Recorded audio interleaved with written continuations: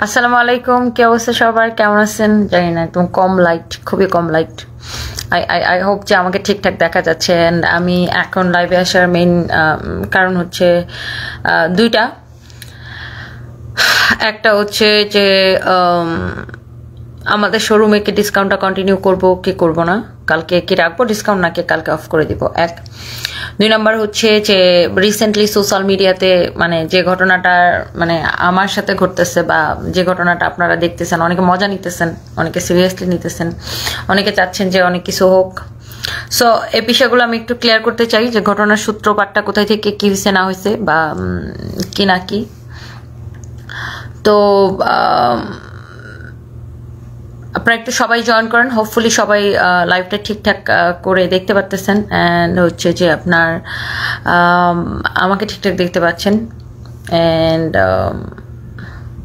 সবাইকে ঠিকঠাক দেখতে পাচ্ছেন। তানিয়া মিষ্টি লিখেছে আই লাভ ইউ টু আপু, থ্যাংক ইউ সো মাচ। আচ্ছা, I love from Canada Sylhet, thank you so much. Tufail ভাইয়া, থ্যাংক ইউ সো মাচ। আচ্ছা, তোমার অপেক্ষায় 3 দিন থেকে Shahin, thank you so much. সবাই একটা করে লাভ রিয়েক্ট দিয়ে দিন। অ্যান্ড যেটা হয়েছে, আমি একটা পুরো বিষয়টা নিয়ে মানে এখন পর্যন্ত মানে কেন এগুলো হয়েছে, আমি কেন এত রেগে গেলাম বা কি কারণে কি হয়েছে, আমি পুরো বিষয়টা নিয়ে আপনাদেরকে আমি একটা ক্লিয়ার একটা থাকে না যে একটা ক্লিয়ার একটা স্টেটমেন্ট আমি দিতে চাই। দ্যাটস ওয়াই আমার এখন হচ্ছে যে এই লাইফটাতে আসা। অ্যান্ড আশা করি যে সবাই বুঝতে পারতেছেন। আচ্ছা, আমি অলরেডি 6000 আপু জয়েন করে ফেলছেন, থ্যাংক ইউ সো মাচ। সবাই একটা করে লাইভটাকে শেয়ার করে দেবেন। সো যেটা হয়েছে, আমি একটু ঘটনার শুরু থেকে বলি। তো যিনি যাকে নিয়ে সমস্যা বা যার সাথে সমস্যা, আসলে এই সমস্যার মূলে আমি ছিলাম না। জোস তোমার কমলা কার দিয়ে আপনার অপেক্ষা ছিলাম, কি তুম তো কামাল কার দিয়ে, আচ্ছা আপনার অপেক্ষা ছিলাম সীমাপু। আচ্ছা, আমি একটু প্রথম থেকে বলি ঘটনাটা যে রয়েছে। আচ্ছা, কালকে কি আমাদের শোরুমে ডিসকাউন্ট রাখবো?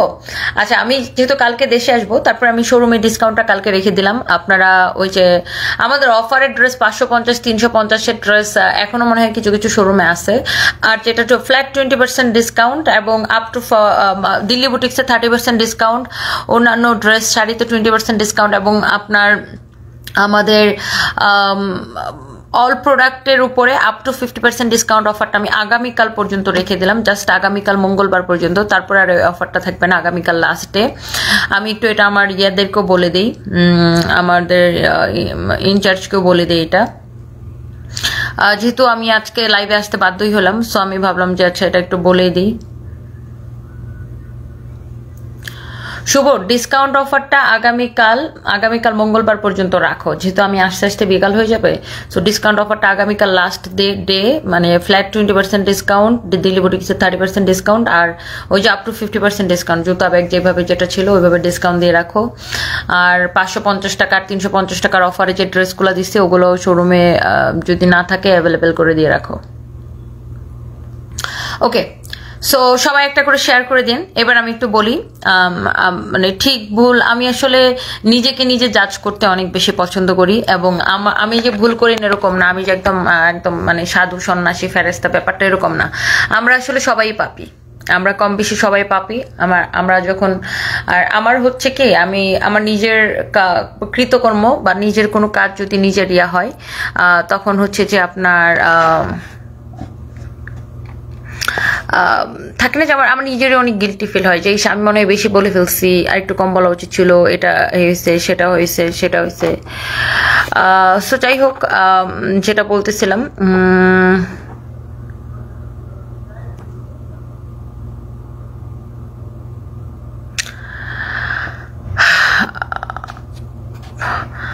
আজুরি বাই ফারজানা সুমা, আপনাকে গালি দেওয়ার আমার কি কোনো কাজ নাই? আপনার মতো মানুষকে গালি দেওয়া কি আমার কাজ? বাড়াবাড়ি না কারাকারি না সারাসারি, আপনি একটু নিজেই একটু আগে শুনেন, তারপর কথা বলেন। আপনার মতো মহিলারা শুধু উপরটা দেখে জাজ করে ফেলেন। শুনেন, কিছু মানুষ থাকে যে খোঁচাবে খুচায়া নেই, মানে কি বলবো, ওই যে এরকম চিক মাইরা থাকবে, বুঝেন নাই? খুচায়া আগুন জ্বালাই দিবে, আগুন জ্বালায় তারপরে এরকম চিক মেরে থাকবে। আর আমার মতো মানুষজন হচ্ছে, আমরা হচ্ছে ক্রিমিনাল না, মানে মনের মধ্যে কোনো ক্রিমিনালি রাখি না, মনের মধ্যে কোনো প্যাচ রাখি না, যেটা হবে বা যেটা হয়েছে স্ট্রেট কাট। আর আমি সত্যি কথা বলতে, মানে সত্যি কথা বলে যদি আমার ফাঁসি হয়, আমি একদম সত্যি কথা বলে দিতে পারি। ওকে, সো সত্যি কথা বলতে আমি ভয় পাই না। আচ্ছা, হোয়াট এভার ইট ইজ, এখন যেটা হয়েছে সেটা আমি একটু বলি। সো যাকে নিয়ে এত সমস্যা, তিনি আমার এখানে অনেক আগে লাইভ করেছিল, সেটা প্রায় 3 বছর আগে। সো আমি তখন আসলে একটু কম লাইভ করতাম, বা আমার বিজনেসের শুরুতে আপনারা জানেন যে আমি যখন বিজনেসটা শুরু করি তখন আমি নিজে নিজে লাইভ করতে পারতাম না, আমি ভয় পাইতাম ক্যামেরার সামনে আসলে বা আসতে, বা কিভাবে আমি মানে হিসাব করে করে কথা বলতাম, অনেক রোবোটিক্স মানে স্টাইলে। তো পরে আমি দেখলাম যে অনেকে লাইভ প্রেজেন্টার দিয়ে লাইভ করায়, তো আমি হচ্ছে যে লাইভ প্রেজেন্টার দিয়ে লাইভ করানো শুরু করলাম। তো বিভিন্ন লাইভ প্রেজেন্টারের সাথে আমি কাজ করি, বিভিন্ন লাইভ প্রেজেন্টারের সাথে বিভিন্ন রকম এক্সপিরিয়েন্স। তারপর একটা সময় দেখতে থাকলাম যে তাদের রেমুনারেশনটা, ধরেন একজনকে আমি দিয়ে 5,000 টাকা দিয়ে কাজ করানো স্টার্ট করলাম, সে আস্তে আস্তে বাড়তে বাড়তে এটা হয়তো 15,000 হয়ে গেছে বা 20,000 হয়ে গেছে, এরকম করে। মানে আপনার যেটা হয়েছে যে আপনার তাদের রেমুনারেশনটা ঠিক 5,000 থেকে একটা সময় দেখলাম যে আমি এমন হয়েছে যে আমি একজন সামওয়ানকে দিয়ে লাইভ করাইছি যে আমার 50,000 টাকা 1 ঘন্টার জন্য পে করতে হয়েছে। এবং তারপরে কিছু কিছু মানুষের খারাপ ব্যবহার তো আছেই, খারাপ ব্যবহার, ছোট উদ্যোক্তাদের খারাপ ব্যবহার, ছোট করে কথা বলা, পাত্তা না দেওয়া, যেটা আমার মনে হয় যারা মানে কাজ করেন অনেক ছোট উদ্যোক্তা এটা ফেস করেছেন। সো এটা যখন আমি ফেস করেছি, মানে আমার কথার মধ্যে যদি মানে 1%ও কোনো মিথ্যা নাই, যেটা সত্যি আমি সেটাই বলতেছি। তো ফেস করার পরে, বা বিজনেস আসলে আমরা করতে করতে শিখি, ফেস করার পরে আমার কাছে মানে একজন এরকম লাইভ প্রেজেন্টার, সে আমার হচ্ছে আমার থেকে সে অ্যাডভান্স টাকা নিছে, কিন্তু সে আমার লাইভ যে ডেট দিছে সে ওই ডেট অনুযায়ী সে লাইভে আসে নাই। আমি সারাটা দিন সব কাজ ফেলে তার জন্য বসে আছি সে কখন লাইভে আসবে। আর আমি ধরেন একটা লাইভ প্রেজেন্টার তাকে যখন আমি 1 ঘন্টার জন্য তো 40,000 50,000 টাকা দিয়ে লাইভ করাবো, তো সেই লাইভে তো আমার একটা সেই পরিমাণ প্রোডাক্ট বিক্রি করা লাগবে। আমি কিন্তু সেই প্রোডাক্টটাও কিনে স্টকে রাখছি, তার মানে আমার ওখানেও টাকা আটকাইছে। তো দেখলাম 2-3 দিন চলে গেছে, সে আমার ফোন ধরে না, পাত্তা দেয় না, মানে অনেক দেমাক দেখায়। সো এইসব অপমানের পরে আমি নিজের মানে খুব লাগলো যে ভাই ওরা এত কিছু, ওদেরকে এত মানুষ দেখে। হ্যাঁ,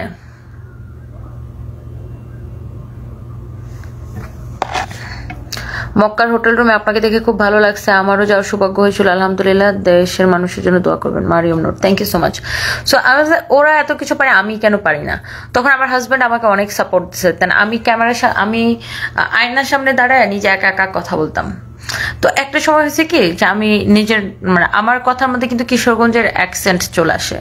সো আমি একটা সময় নিজেই লাইভ করা স্টার্ট করলাম, অ্যান্ড আলহামদুলিল্লাহ আমি যখন থেকে নিজে লাইভ করা স্টার্ট করলাম, যখন নিজের প্রোডাক্টকে প্রমোশন করা স্টার্ট করলাম, তখন থেকে আর আমাকে কোনোদিন পিছনে ফিরে তাকাইতে হয় নাই। কারণ আমি তখন ধরেন এই মোবাইলটার দাম 20 টাকা। আপনি যখন একজন লাইভ প্রেজেন্টারকে দিয়ে এটা প্রমোট করাবেন, আর তার রেমুনারেশন যদি অনেক হাই হয়, সেক্ষেত্রে ওই টাকাটা কিন্তু আপনার এই পণ্যের সাথে যোগ হবে। তখন আপনি যদি এটা বিক্রি করতেন 20 টাকায়, আপনার বিক্রি করতে হবে 25 টাকায়। সো আমার যেটা হয়েছে যে তখন আমি যখন আমি নিজে লাইভ করা শুরু করলাম, আমি প্রোডাক্টও কম প্রাইসে হচ্ছে বিক্রি করতে শুরু করলাম, এবং আলহামদুলিল্লাহ আপনাদের ভালোবাসায় আজকে সানভিজ বাইতনি এত দূর। তো এর মধ্যে মোটামুটি যারাই আমাদের কোম্পানির সাথে কাজ করেছে, অনেক লাইভ প্রেজেন্টার অনেকে করেছেন, অনেকের সাথে আমাদের হয়তো করা হয় নাই, বাট মোটামুটি সবার সাথেই আমার ভালো সম্পর্ক। দেখেন, অনেকেই হচ্ছে যে আগের একটা ঘটনা আছে ফারিয়া আপুর সাথে আমার, সেটাকে নিয়ে অনেকে ঘাটাঘাটি করেছেন। ফারিয়া আপুর সাথে আমার ব্যক্তিগত কোনো লাগালাগি, ব্যক্তিগত কোনো হ্যারাসমেন্ট তিনিও আমাকে করেনি, আমি ওনাকে করিনি। যেটা হয়েছিল প্রফেশনাল একটা বিষয়, যেটা হইতেই পারে। এখন আমরা একে লাইভ প্রেজেন্টার এবং উদ্যোক্তা একে অপরের পরিপূরক। সে একটা রিমুনারেশন দাবি করে কাজ করতে পারে, আমি উদ্যোক্তা হিসেবে সেটা নাও মানতে পারি। তো সেটা তখনই সলভ হয়ে গেছে আমাদের মধ্যে, কিন্তু এখন একটা খুব ভালো আন্ডারস্ট্যান্ডিং। এন্ড তখনও আন্ডারস্ট্যান্ডিং ছিল, এমন না যে আমরা ঝগড়াঝাটি করে কেউ কারোর মুখ দেখি না, ওরকম কোনো ঝগড়াঝাটি হয় না। ওটা একটা মানে কি বলে, ওটাকে একটা প্রফেশনাল একটা বিষয় তখন উঠে আসছিল। যাই হোক, তারপরে তো আমি নিজে নিজে নিজে নিজে কাজ করলাম, আর নিজে নিজে কাজ করতে করতে আজকে এখানে আসছি। আপনার ডেফিনেটলি আল্লাহর রহমত ছিল এবং আপনাদের ভালোবাসা ছিল। আপনাদের ভালোবাসা ছাড়া এটা কোনোদিন সম্ভব না। তো যেটা হচ্ছে গত বছর এর মধ্যে যিনি যাকে নিয়ে কথা হচ্ছে, মানে যার সাথে আর কি সমস্যা চলতেছে, তিনিও হচ্ছে যে আমাদের লাইভ করেছে। তখন তিনি প্রেগনেন্ট ছিলেন, অ্যান্ড প্রেগনেন্ট অবস্থায় উনি বিভিন্ন অড কাপড় চোপড় পরতেন দেখে মানুষ ওনাকে অনেক গালিগালাজ করতো, অনেক রকমের কথা বলতো। সো উনি আমাদের শোরুমে যে লাইভটা করেছিলেন সেটা আমাদের শাড়ি পরে লাইভ করেছিলেন, সেম শাড়িটা আমিও পরেছিলাম। এবং আমি যখন মানুষ ওনাকে লাইভে বুলিং করতো আমি ওনাকে অনেক সাপোর্ট দিয়েছিলাম, মানে উনি স্বীকার করুক আর না করুক, হোয়াট এভার ইট ইজ। তো শেষ, ওনার সাথে আমার শেষ। এরপরে ওনাকে আমার আর কখনো দেখা সাক্ষাৎ ওরকম হয় নাই, ওরকম কিছুই হয় না। আর আমি নর্মালি এরপর থেকে আমি হচ্ছে ধরেন কোনো অ্যাওয়ার্ড শো, কোনো প্রোগ্রাম, এসব আমি এড়িয়ে চলি। আমাকে কেউ দাওয়াত দিলেও আমি যাই না। তো ওনার মেয়ের জন্মদিনে আমাকে ইনভাইট করে, সো উনি খুব ভালোভাবে ইনভাইট করে। আমি আমার বাচ্চা সহ, আমার হাজব্যান্ড সহ যাই। তো ওখানে উনি লাইভ করতেছিল, তো লাইভের মধ্যে উনি আমাকে ইন্ট্রোডিউস করায় দেয়। তো সেখানে খুব সম্ভবত আমার হাজব্যান্ডকে উনি মানে ভুলবশত হয়তো উনি দাদা বলে ফেলছিল, আম নট শিওর। সো ওটা নিয়ে আবার সোশ্যাল মিডিয়াতে অনেক ভাইরাল হয়, অনেক কিছু। আমি এই জিনিসটাকে পাত্তাই দিইনি। যাই হোক, ওগুলা নিয়ে আমার কোনো মাথা ব্যথা ছিল না।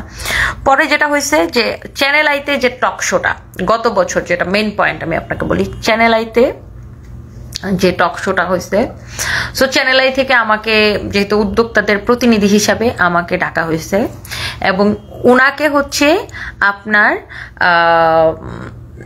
লাইভ প্রেজেন্টার বা ইনফ্লুয়েন্সার বা ব্র্যান্ড প্রমোটারদের প্রতিনিধি হিসেবে ওনাকে ডাকা হয়েছে। আপনারা নিশ্চয়ই হচ্ছে যে টক শোটা সবাই ভালো করে দেখেছেন, এবং সেই টক শোতে আমি আমার প্রফেশন থেকে উদ্যোক্তাদের পক্ষ থেকে আমি আমার মানে প্রফেশন থেকে আমি উদ্যোক্তাদের হয়ে আমি কথা বলেছি। উদ্যোক্তাদের মানে কি করা, উদ্যোক্তা আর ব্র্যান্ড প্রমোটার একজন আরেকজনের পরিপূরক, কি করলে এই সম্পর্কটা সুন্দর থাকবে, কি করলে হচ্ছে যে আপনার এটা হচ্ছে যে আপনার এই যে একটা ইন্ডাস্ট্রি এখন তৈরি হয়েছে ফেসবুকে, যেখানে লক্ষ লক্ষ উদ্যোক্তা এখন তৈরি হয়েছে। এটা কিন্তু বড় একটা খাত লাইভ প্রেজেন্টারদের জন্য, কারণ যত উদ্যোক্তা বাড়বে লাইভ প্রেজেন্টারদের কাজ তত বাড়বে। এখানে লাইভ প্রেজেন্টারদের জন্য কিন্তু একটা বড় একটা সুযোগ, এখানে নতুন নতুন লাইভ প্রেজেন্টার তৈরি হতে পারে। সো আমি আমার ওই টক শোটা প্লিজ সবাই দেখবেন। দেখবেন ওখানে আমি একদম আমার প্রফেশনের জায়গা থেকে আমি আমি একটা জায়গায় আমি ওনাকে ব্যক্তিগতভাবে আক্রমণ করি নাই। ওই টক শোতে কোথাও আমি ওনাকে ব্যক্তিগতভাবে আক্রমণ করি নাই। আমি জাস্ট আমার প্রফেশনের জায়গা থেকে উদ্যোক্তা হিসেবে আমার অন্যান্য উদ্যোক্তাদের পক্ষ থেকে, অন্যান্য উদ্যোক্তারা যে জিনিসগুলা ব্র্যান্ড প্রমোটারদের থেকে জানতে চায়, বা যে প্রশ্নগুলো ছিল, বা যেই দ্বিধাদ্বন্দ্বগুলো ছিল, অন্যান্য উদ্যোক্তাদের পক্ষ থেকে আমি কিন্তু টক শোতে সেই কথাগুলো বলেছি। আপনারা নিশ্চয়ই দেখেছেন। কিন্তু উনি যেটা করেছে, প্রত্যেকটা কথাকে উনি ওনার নিজের গায়ের উপর নিয়ে নিছে, এবং উনি বারবার সেই টক শোতে একই কথা বলতেছিল যে উনি এটা করে না, আমি তো করি না, ওটা অন্যরা করে। অন্য লাইভ প্রেজেন্টারদেরকে উনি বারবার করে দোষ দিচ্ছিলেন। মানে উনি মানে মোরাল অফ দ্য স্টোরি, মানে পুরো টক শোটা দেখলে বুঝতে পারবেন, প্রত্যেকটা জায়গায় উনি আসলে বুঝে নাই নাকি আমি জানি না, বা ওনার আসলে টক শো যদি উনি না বুঝে ওনার টক শোতে যাওয়া উচিত ছিল না। কারণ আপনি একটা সেক্টরের প্রতিনিধিত্ব করার জন্য টক শোতে গেছেন, সো আপনি কি সেই সেক্টরকে রিপ্রেজেন্ট করবেন। সো আপনি সেই সেক্টরকে না রিপ্রেজেন্ট না করে আপনি ওই আপনার সেক্টরের মানুষদেরকে আপনি দোষ দিচ্ছেন। আপনি অন্য লাইভ প্রেজেন্টারদেরকে দোষ দিচ্ছেন, নিজেকে ভালো বলতেছেন। তো ওই টক শো এর এক পর্যায়ে যেটা হয়, লাস্টের দিকে উনি হচ্ছে খুব মানে কি বলবো, মানে আমি যখন এই স্লিমিং টি এবং হচ্ছে যে আবার ওই যে বিভিন্ন লেজার ট্রিটমেন্ট, ওজন কমানোর জন্য স্লিমিং টি, এগুলো কতটুকু স্বাস্থ্যসম্মত, এইসব বিষয় নিয়ে যখন কোয়েশ্চেন করি, উনি এটাকে খুবই ব্যক্তিগতভাবে নিয়ে নেয়। এবং যেটা আপনারা ইতিমধ্যে অলরেডি দেখতে পাচ্ছেন যে ডক্টর জাহাঙ্গীর কবির স্যার নিজে ডক্টর জাহাঙ্গীর কবির স্যার নিজে এরকম একটা ভিডিও পোস্ট করছে ওনাকে নিয়ে, যেখানে উনি ডক্টর জাহাঙ্গীর কবির স্যারের নাম ভাঙিয়ে হচ্ছে একটা স্লিমিং টির প্রমোশন করতেছে, যে ডক্টর জাহাঙ্গীর কবির স্যার নাকি বলছে এই স্লিমিং টিটা খাইতে। সো আমার কথা হচ্ছে যে আপনি একজন ব্র্যান্ড প্রমোটার, আপনি একটা ব্র্যান্ডকে প্রমোট করার জন্য 50,000, 20,000 থেকে 50,000 টাকা নিচ্ছেন, বা হোয়াট এভার ইট ইজ, আপনি মানে যেটাই হোক, আপনি যেই অ্যামাউন্টেই নিচ্ছেন, আপনি যে ব্র্যান্ডটাকে প্রমোট করছেন, আপনার কথা শুনে এখান থেকে 200 মানুষ, 100 মানুষ, 2 জন মানুষ হোক কেনাকাটা করতেছে। সো আপনার কি এটা দায়বদ্ধতার মধ্যে পড়ে না যে আপনি যে স্লিমিং টিটা প্রমোশন করতেছেন সেটা আসলে স্বাস্থ্যসম্মত কিনা? আপনি একজন ডক্টরের সম্পর্কে না জেনে সেই ডক্টরকে আসলে স্লিমিং টি সাজেস্ট করে কি করে না না জেনে একজন ডক্টর সম্পর্কে আপনি মিথ্যা প্রচারণা করে ফেলেন। এই যে আমি এই কথাটাই আমি টক শোতে বলেছিলাম, এই যে আপনারা যে স্লিমিং টি, লেজার, বিভিন্ন কিছু যে আপনারা প্রমোট করেন, আপনি কি জেনে প্রমোট করেন? আপনারা যে রং ফসাকারী বিভিন্ন প্রোডাক্ট প্রমোট করেন, আপনারা কি জেনে প্রমোট করেন? ডক্টর জাহাঙ্গীর কবির স্যারের ভিডিওর মাধ্যমে কি প্রমাণ হইল? যে তারা না জেনেই প্রমোট করে, না জেনেই প্রমোট করে। হ্যাঁ, ডক্টর জাহাঙ্গীর কবির স্যার নিজে বলে দিল যে আমি এই ধরনের স্লিমিং টি খাওয়ার কথা কখনো বলি নাই। সো তার মানে কি, তারা পয়সা পেলে, টাকা দিলে সব কিছুই তারা প্রমোট করে, এবং সেই পণ্যটা ক্ষতিকর, ভালো নাকি মন্দ সেটা না জেনেই প্রমোট করে ফেলে। সো এরকম ইনি আছেন, আরও হয়তো 2-1 জন থাকতে পারেন। সো যাই হোক, ইনি ওই টক শোতে প্রত্যেকটা কথা ব্যক্তিগতভাবে নিল, এবং যেটা হলো টক শো শেষ হওয়ার সাথে সাথে উনি কান্নাকাটি জুড়াই দিল, এবং সাথে সাথে ওখান থেকে বের হয়ে গেল, গাড়িতে বসে অনেকক্ষণ কান্নাকাটি করলো। চ্যানেলের যারা ছিল তারা বের হয়ে গেল ওনার কান্না থামানোর জন্য। এই কাহিনী। তারপর টক শোটা যখন প্রকাশ করা হলো, ওখানে টক শোর কিছু কিছু অংশ কেটে কেটে কেটে কেটে প্রকাশ করা হলো। তো যখন আমি বললাম যে আপনারা আমাকে সম্মানের সাহিত্য টক শোতে ডেকে নিয়ে গেছেন, তো আপনি টক শোটা এরকম কেটে কেটে কেটে কেটে দিলেন কেন? যখন আমি এই জিনিসটা সোশ্যাল মিডিয়াতে প্রকাশ করলাম, যখন আপনারাও সবাই আওয়াজ তুললেন যে পুরো আনকাট ভিডিওটা দেখতে চাই, তখন চ্যানেল আই কর্তৃপক্ষ পুরো ভিডিওটা দিল। এর মধ্যে ওনার হাজবেন্ড যেটা করলো, আমার হাজবেন্ডের মতো আপনারা এই যে এখন 21,000 মানুষ আমাকে দেখছেন, আপনারা একটা কোনোদিন দেখছেন এই যে আমার হাজবেন্ডকে আমার সাথে ক্যামেরায় এত দেখছেন, এত আমি আমার হাজবেন্ডকে ক্যামেরার সামনে নিয়ে আসছি, কোনোদিন দেখছেন আমার হাজবেন্ড কোনোদিন রাগ করে একটা কথা বলতে, কোনো মানুষকে নিয়ে একটা খারাপ কথা বলতে? কোনোদিন বলে নাই। আমার হাজবেন্ডের মধ্যে সেই শিক্ষাটাই ছিল না, বিকজ ওর ফ্যামিলি ব্যাকগ্রাউন্ড অন্যরকম। ওর বাবা মা, ওর দাদা ছিল তখনকার সময় মুসলিম লীগের লিগ্যাল লয়ার, ওর বাবা ছিল WHO ডক্টর, ওর পারিবারিক শিক্ষায় অন্যরকম। তো আমার হাজবেন্ড কিন্তু এমন একটা ভালো মানুষ, ও বেঁচে থাকা অবস্থায় ওই টক শোটা হয়েছিল, এবং ওই সময়ে আমার হাজবেন্ডের একটা পুরুষ মানুষের কতটা নোংরা ভাষা যে আমার হাজবেন্ডকে সেক্সুয়াল ইঙ্গিতপূর্ণ, স্ট্যাটাসটা ছিল এরকম যে আমার হাজবেন্ড সেক্সুয়ালি আমাকে স্যাটিসফাইড করতে পারে না, এই জন্য আমি একজন স্যাডিস্ট।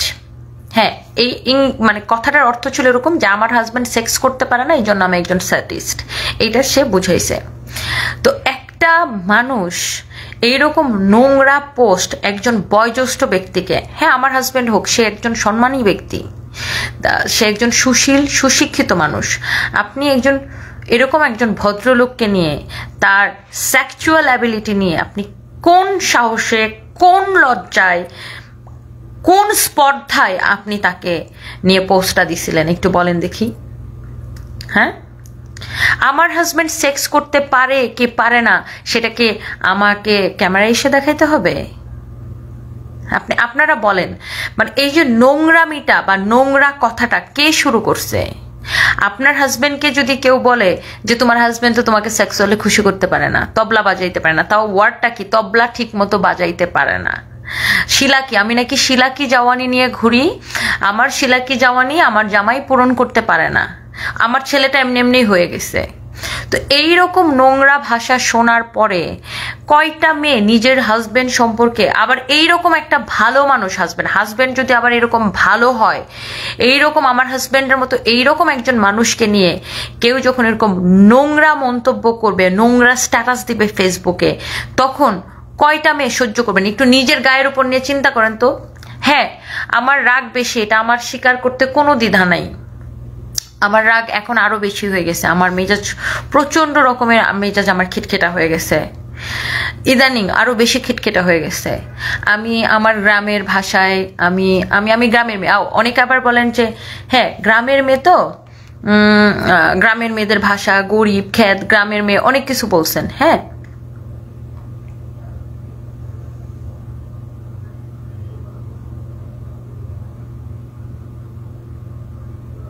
সো আমার কথা হচ্ছে যে গ্রাম বাংলা, ঢাকা শহরের কতজন মানুষ ঢাকা বিলং করে, বেশিরভাগ মানুষ গ্রাম থেকে আসছে। আর গালি জানে না, এত সুশীল সাজেন কেন? গালি জানেন না? নিজের জামাইরে যদি, আপনার জামাইরে যদি কেউ বলে যে সেক্স করতে পারে না, তোমার স্যাটিসফাইড করতে পারে না, তখন গালি মুখ দিয়ে আসবে না? গালি কি আসবে নাকি আসবে না? আমারে তো খুব অশিক্ষিত মহিলা, শুনেন আমি বাংলায় অনার্স পাস করা, হ্যাঁ 2016 সালে পাস করছি। সো বাংলা ভাষা আমাকে শিখাইতে আসেন না।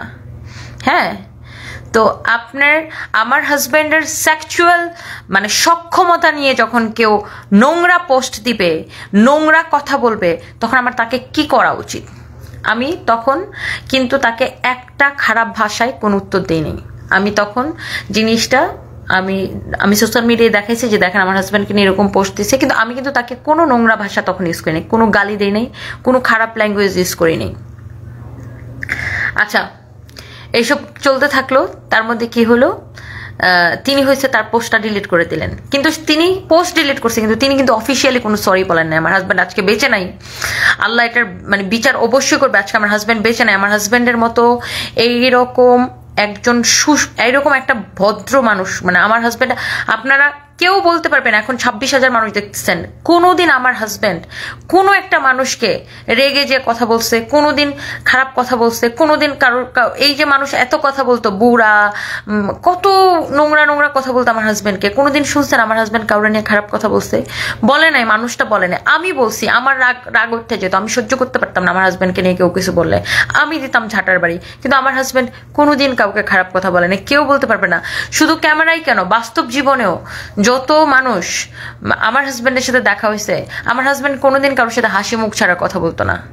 সেই মানুষটাকে নিয়ে এইরকম একটা নোংরা পোস্ট দিছে। হ্যাঁ, তারপরে নোংরা পোস্ট দেওয়ার পরে সেই তার একটা মানে আমার হাজব্যান্ডকে একটা সরি পর্যন্ত বলে নাই আমার হাজব্যান্ডকে একটা সরি পর্যন্ত বলে নাই ওই কথাটা। হ্যাঁ, কিন্তু আমি জানেন আমার মনের মধ্যে আমি কোনো প্যাচ রাখি না, আমার মনের মধ্যে কোনো ক্রিমিনালই নেই, আমি কোনো জিনিস পোষণ করি না।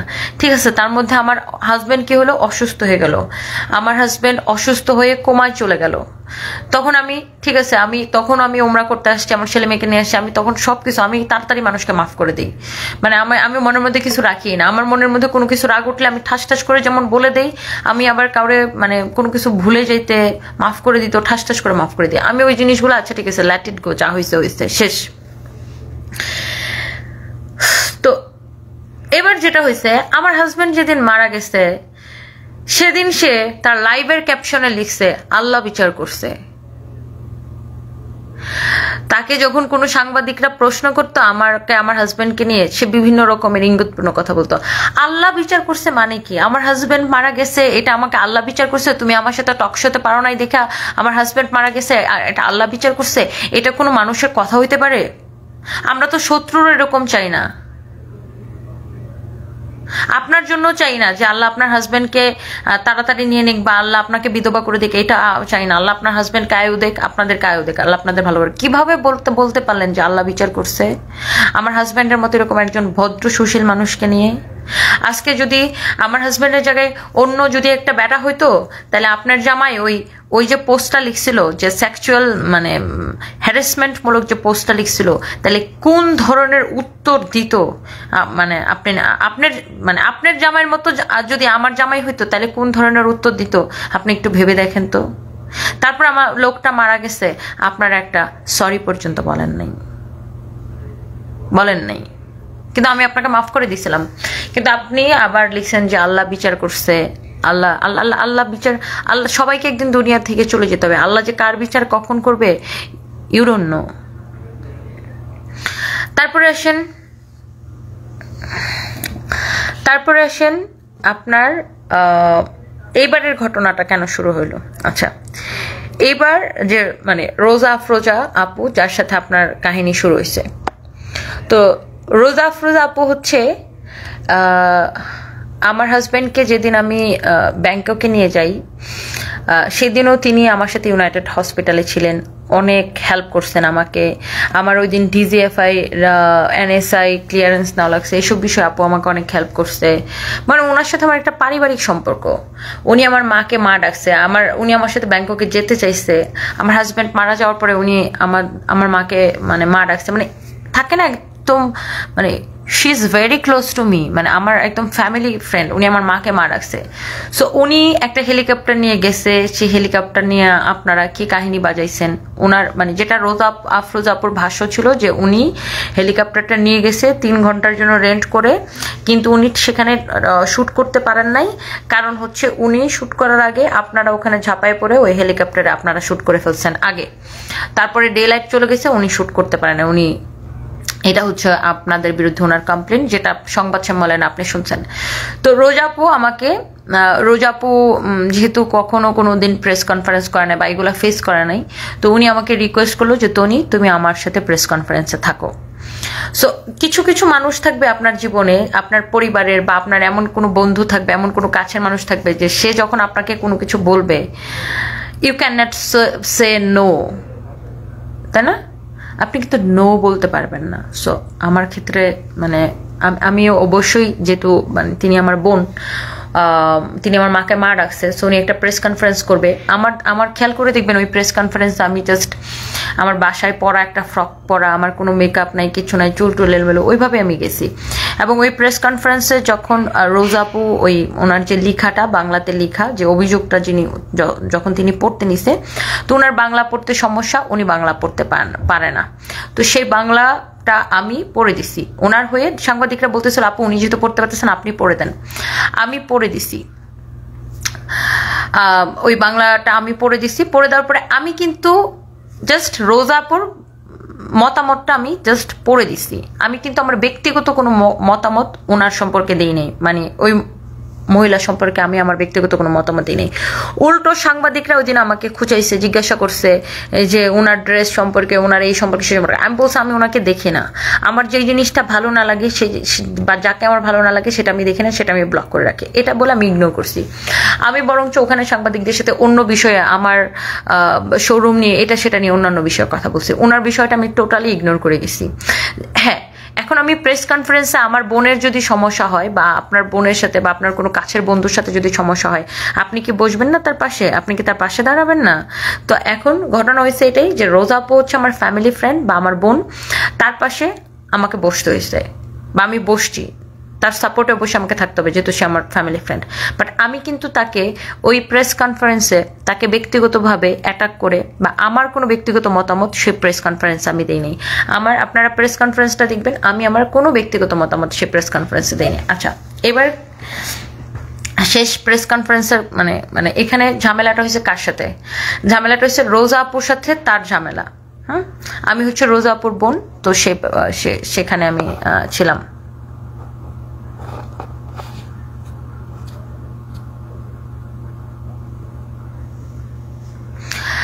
এলিয়েন এক্স ইফরাত, আপনার হাজব্যান্ড মারা গেছে, এটা খুবই মর্মান্তিক একটি ঘটনা। এখানে একটি প্রশ্ন আছে যে তিনি মারা গেছেন, তারপর আপনি কিভাবে স্ট্রং আছেন?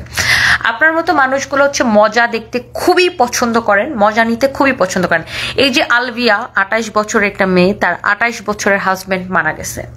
মেয়েটাকে তার শ্বশুরবাড়ি থেকে তার হাজব্যান্ডের কবরে যেতে দিতেছে না, তার সম্পত্তি অলরেডি নিয়ে নিছে, তার ছোট 2টা বাচ্চা আছে, সে লাইভের মধ্যে এসে হাও মাও করে কান্নাকাটি করতেছে। আপনারা এটা দেখে তারে খুব সিম্পিতি দিতেছেন, খুব মজা নিতেছেন, কিন্তু তার জীবনের সমস্যাটাকে আপনারা সমাধান করে দিয়ে গেছেন। আপনারা তার জীবনের সমস্যার সমাধান করে দিতে যান নাই। আপনারা কি চান জানেন? আমি একটা মেয়ে, আমার কোম্পানিতে কয়েকশো এমপ্লয়ি, আর আমার সাথে রিলেটেড ফ্যাক্টরি সহ কয়েক হাজার লোক আমার সাথে রিলেটেড। সো আপনারা কি চান? যে আমি আপনার মতো কিছু হিংসুটে মানুষজন কি চান জানেন? যে আমার হাজব্যান্ড মারা গেছে, এখন আমিও মারা যাই, আমার বাচ্চাগুলা এতিমের মতো বড় হোক, ফকিরের বাচ্চার মতো বড় হোক, এটা চাচ্ছেন না? আপনার কি চান আমার কোম্পানিটা বন্ধ হয়ে যাক, আমিও কান্নাকাটি করে লাইভে এসে আমার কান্নাকাটি নিয়ে আপনারা কেটে কেটে আরো ভিউ বাণিজ্য করেন, আরো ভিউ ভিডিও বানান, এটাই তো চান নাকি? But I am so sorry, আমি কোনো সিম্পথি বা কোনো ভিউ বাণিজ্যের আমার কোনো দরকার নেই। ভিউ দিয়ে আমার 4 পয়সারও কিচ্ছু আসে যায় না। ওকে, আমার যারা কাস্টমার তারা আমার প্রোডাক্টের কোয়ালিটি, প্রোডাক্টের প্রাইস দেখে কেনাকাটা করে। আপনারা আলবিয়ারে যেরকম কান্দায় ছাড়ছেন না, ওই মেয়েটা লাইভে যায় বলেন 40 দিন হয়েছে না তুমি লাইভ করে কেন, তোমার এই করে কেন, আমাকে যেরকম বলেন ওকেও কিন্তু যায় বলেন। কারণ আপনারা কি তার জীবন চালাই দিতেছেন? তার জীবনে যে সমস্যাগুলা, সেই সমস্যাগুলাকে আপনি না আপনার আব্বা যায় মিটাই দিবে? কে যায় মিটাই দিবে? আপনারা মিটাই দিবেন না। আমার যে মাস শেষে কত মানে টাকা স্যালারি দিতে হয়, কত টাকা মানে কি বলবো, মানে ভাড়া দিতে হয়, চার্জ দিতে, সার্ভিস চার্জ দিতে হয়, আপনার কোনো মানে আইডিয়া আছে? আর অনেকে আরেকটা আর কিছু সুশীল আছেন, কিছু সুশীল আফারা আছেন, ভাইয়ারা আছেন, আপনারা এরকম কমেন্ট করেন এই মহিলারা সমাজের কি উপকারে আসতেছে? Oh dear, I am sorry to say, আপনি সমাজের কি উপকারে আসতেছেন? আপনি একটু খবর নিয়ে দেখেন আমি সমাজের কি কি উপকারে আসতেছি। সমাজের ঠিক, সমাজ কাকে বলে? মানুষ নিয়েই তো সমাজ। সমাজের ঠিক কয়জন মানুষকে আমার কোম্পানিতে কর্মের ব্যবস্থা হয়েছে? আমার কোম্পানির মাধ্যমে সমাজের ঠিক কত হাজার ওয়ার্কার কাজ করতে পারতেছে? ডু হ্যাভ এনি আইডিয়া আমি ঠিক সমাজের কি কাজে আসতেছি? আমার কোম্পানি যত বড় হইতেছে তত মানুষের কর্মসংস্থান বাড়তেছে। আমার দ্বারা সমাজের কি কি উপকার হইতেছে আরো একটু ভালো করে জেনে নিন। আমি কত মানুষের, আমি এগুলো বলতে চাই না, আমি এগুলো কোনোদিন পোস্ট করি না, আমি কত মানুষের ফ্রিতে ট্রিটমেন্ট মানে করিয়ে দেই, সেটা একটু নিজের দায়িত্বে জেনে নিন। আমি সেগুলো আমাকে ফেসবুকে পোস্ট করতে হয় না, বিকজ আল্লাহ বলছে ডান হাতে দিলে বাম হাতে যেন কেউ না জানে। ওকে, সো আচ্ছা যাই হোক, তারপরে আসেন এর মধ্যে আমি রেস্টুরেন্ট বিজনেসের সাথে বেশ কয়েক মাস আগে থেকে আছি, প্রায় বছরখানেক ধরে আছি। সো ওয়াটারফল যেটা রেস্টুরেন্ট আমার যেটা ওপেন হইলো ধানমন্ডি এয়ার প্লাজার উপরে লিফটের 5-এ, সো ওই রেস্টুরেন্টে আমার কিন্তু 40% শেয়ার। ওয়াটারফলের অন্য ব্রাঞ্চেও আমার শেয়ার আছে। সো আমি নর্মালি কাউকেই বলি না যে আমার রেস্টুরেন্ট আছে বা কনভেনশন হল আছে, ওয়াটারফল কনভেনশন হলে আমার শেয়ার আছে, এটা আমি কখনো কাউকে বলি না। সো যেহেতু এই যে এবার আমরা নতুন যেটা করলাম মানে ধানমন্ডিতে, এটা 1000 মানুষের capacity.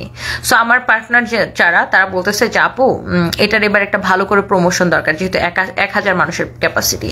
So this is the first time যে আমি ওই দিন লাইভ করে মানে আমি জাস্ট সবাইকে বললাম আর কি যে এটা আমার রেস্টুরেন্ট, আপনারা আসেন এখানে, মানে কনভেনশন হল, বিয়ে শাদী সবকিছুর জন্য বুকিং করেন। তো এইটা না ঠিক আপার হচ্ছে যে সহ্য হলো না, মানে আমি রেস্টুরেন্ট দিয়ে ফেললাম কেন? আচ্ছা আপনার কি মাথায় এতটুকু ঘিলো নাই যে আমার যদি এতগুলা শোরুম থাকতে পারে আমি চাইলে বছরে বেশ কয়েকটা রেস্টুরেন্ট দিতে পারি? এটা তো কোনো বিষয় না। এই একটা রেস্টুরেন্ট আমার শেয়ার, মানে এই একটা না, মানে আরো রেস্টুরেন্ট আমার শেয়ার আছে, এটা আমার কাছে কোনো বিষয় না।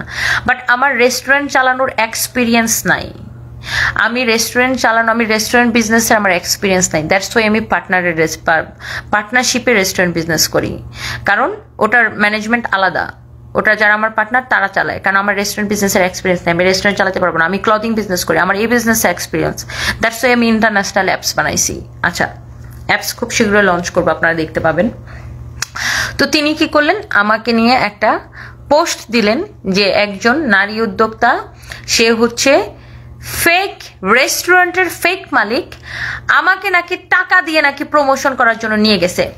আপনি আজকে লিখে রাখেন, আজকে 18ই ফেব্রুয়ারি, মানে এখানে 18ই ফেব্রুয়ারি, বাংলাদেশে অলরেডি 19শে ফেব্রুয়ারি শুরু হয়ে গেছে।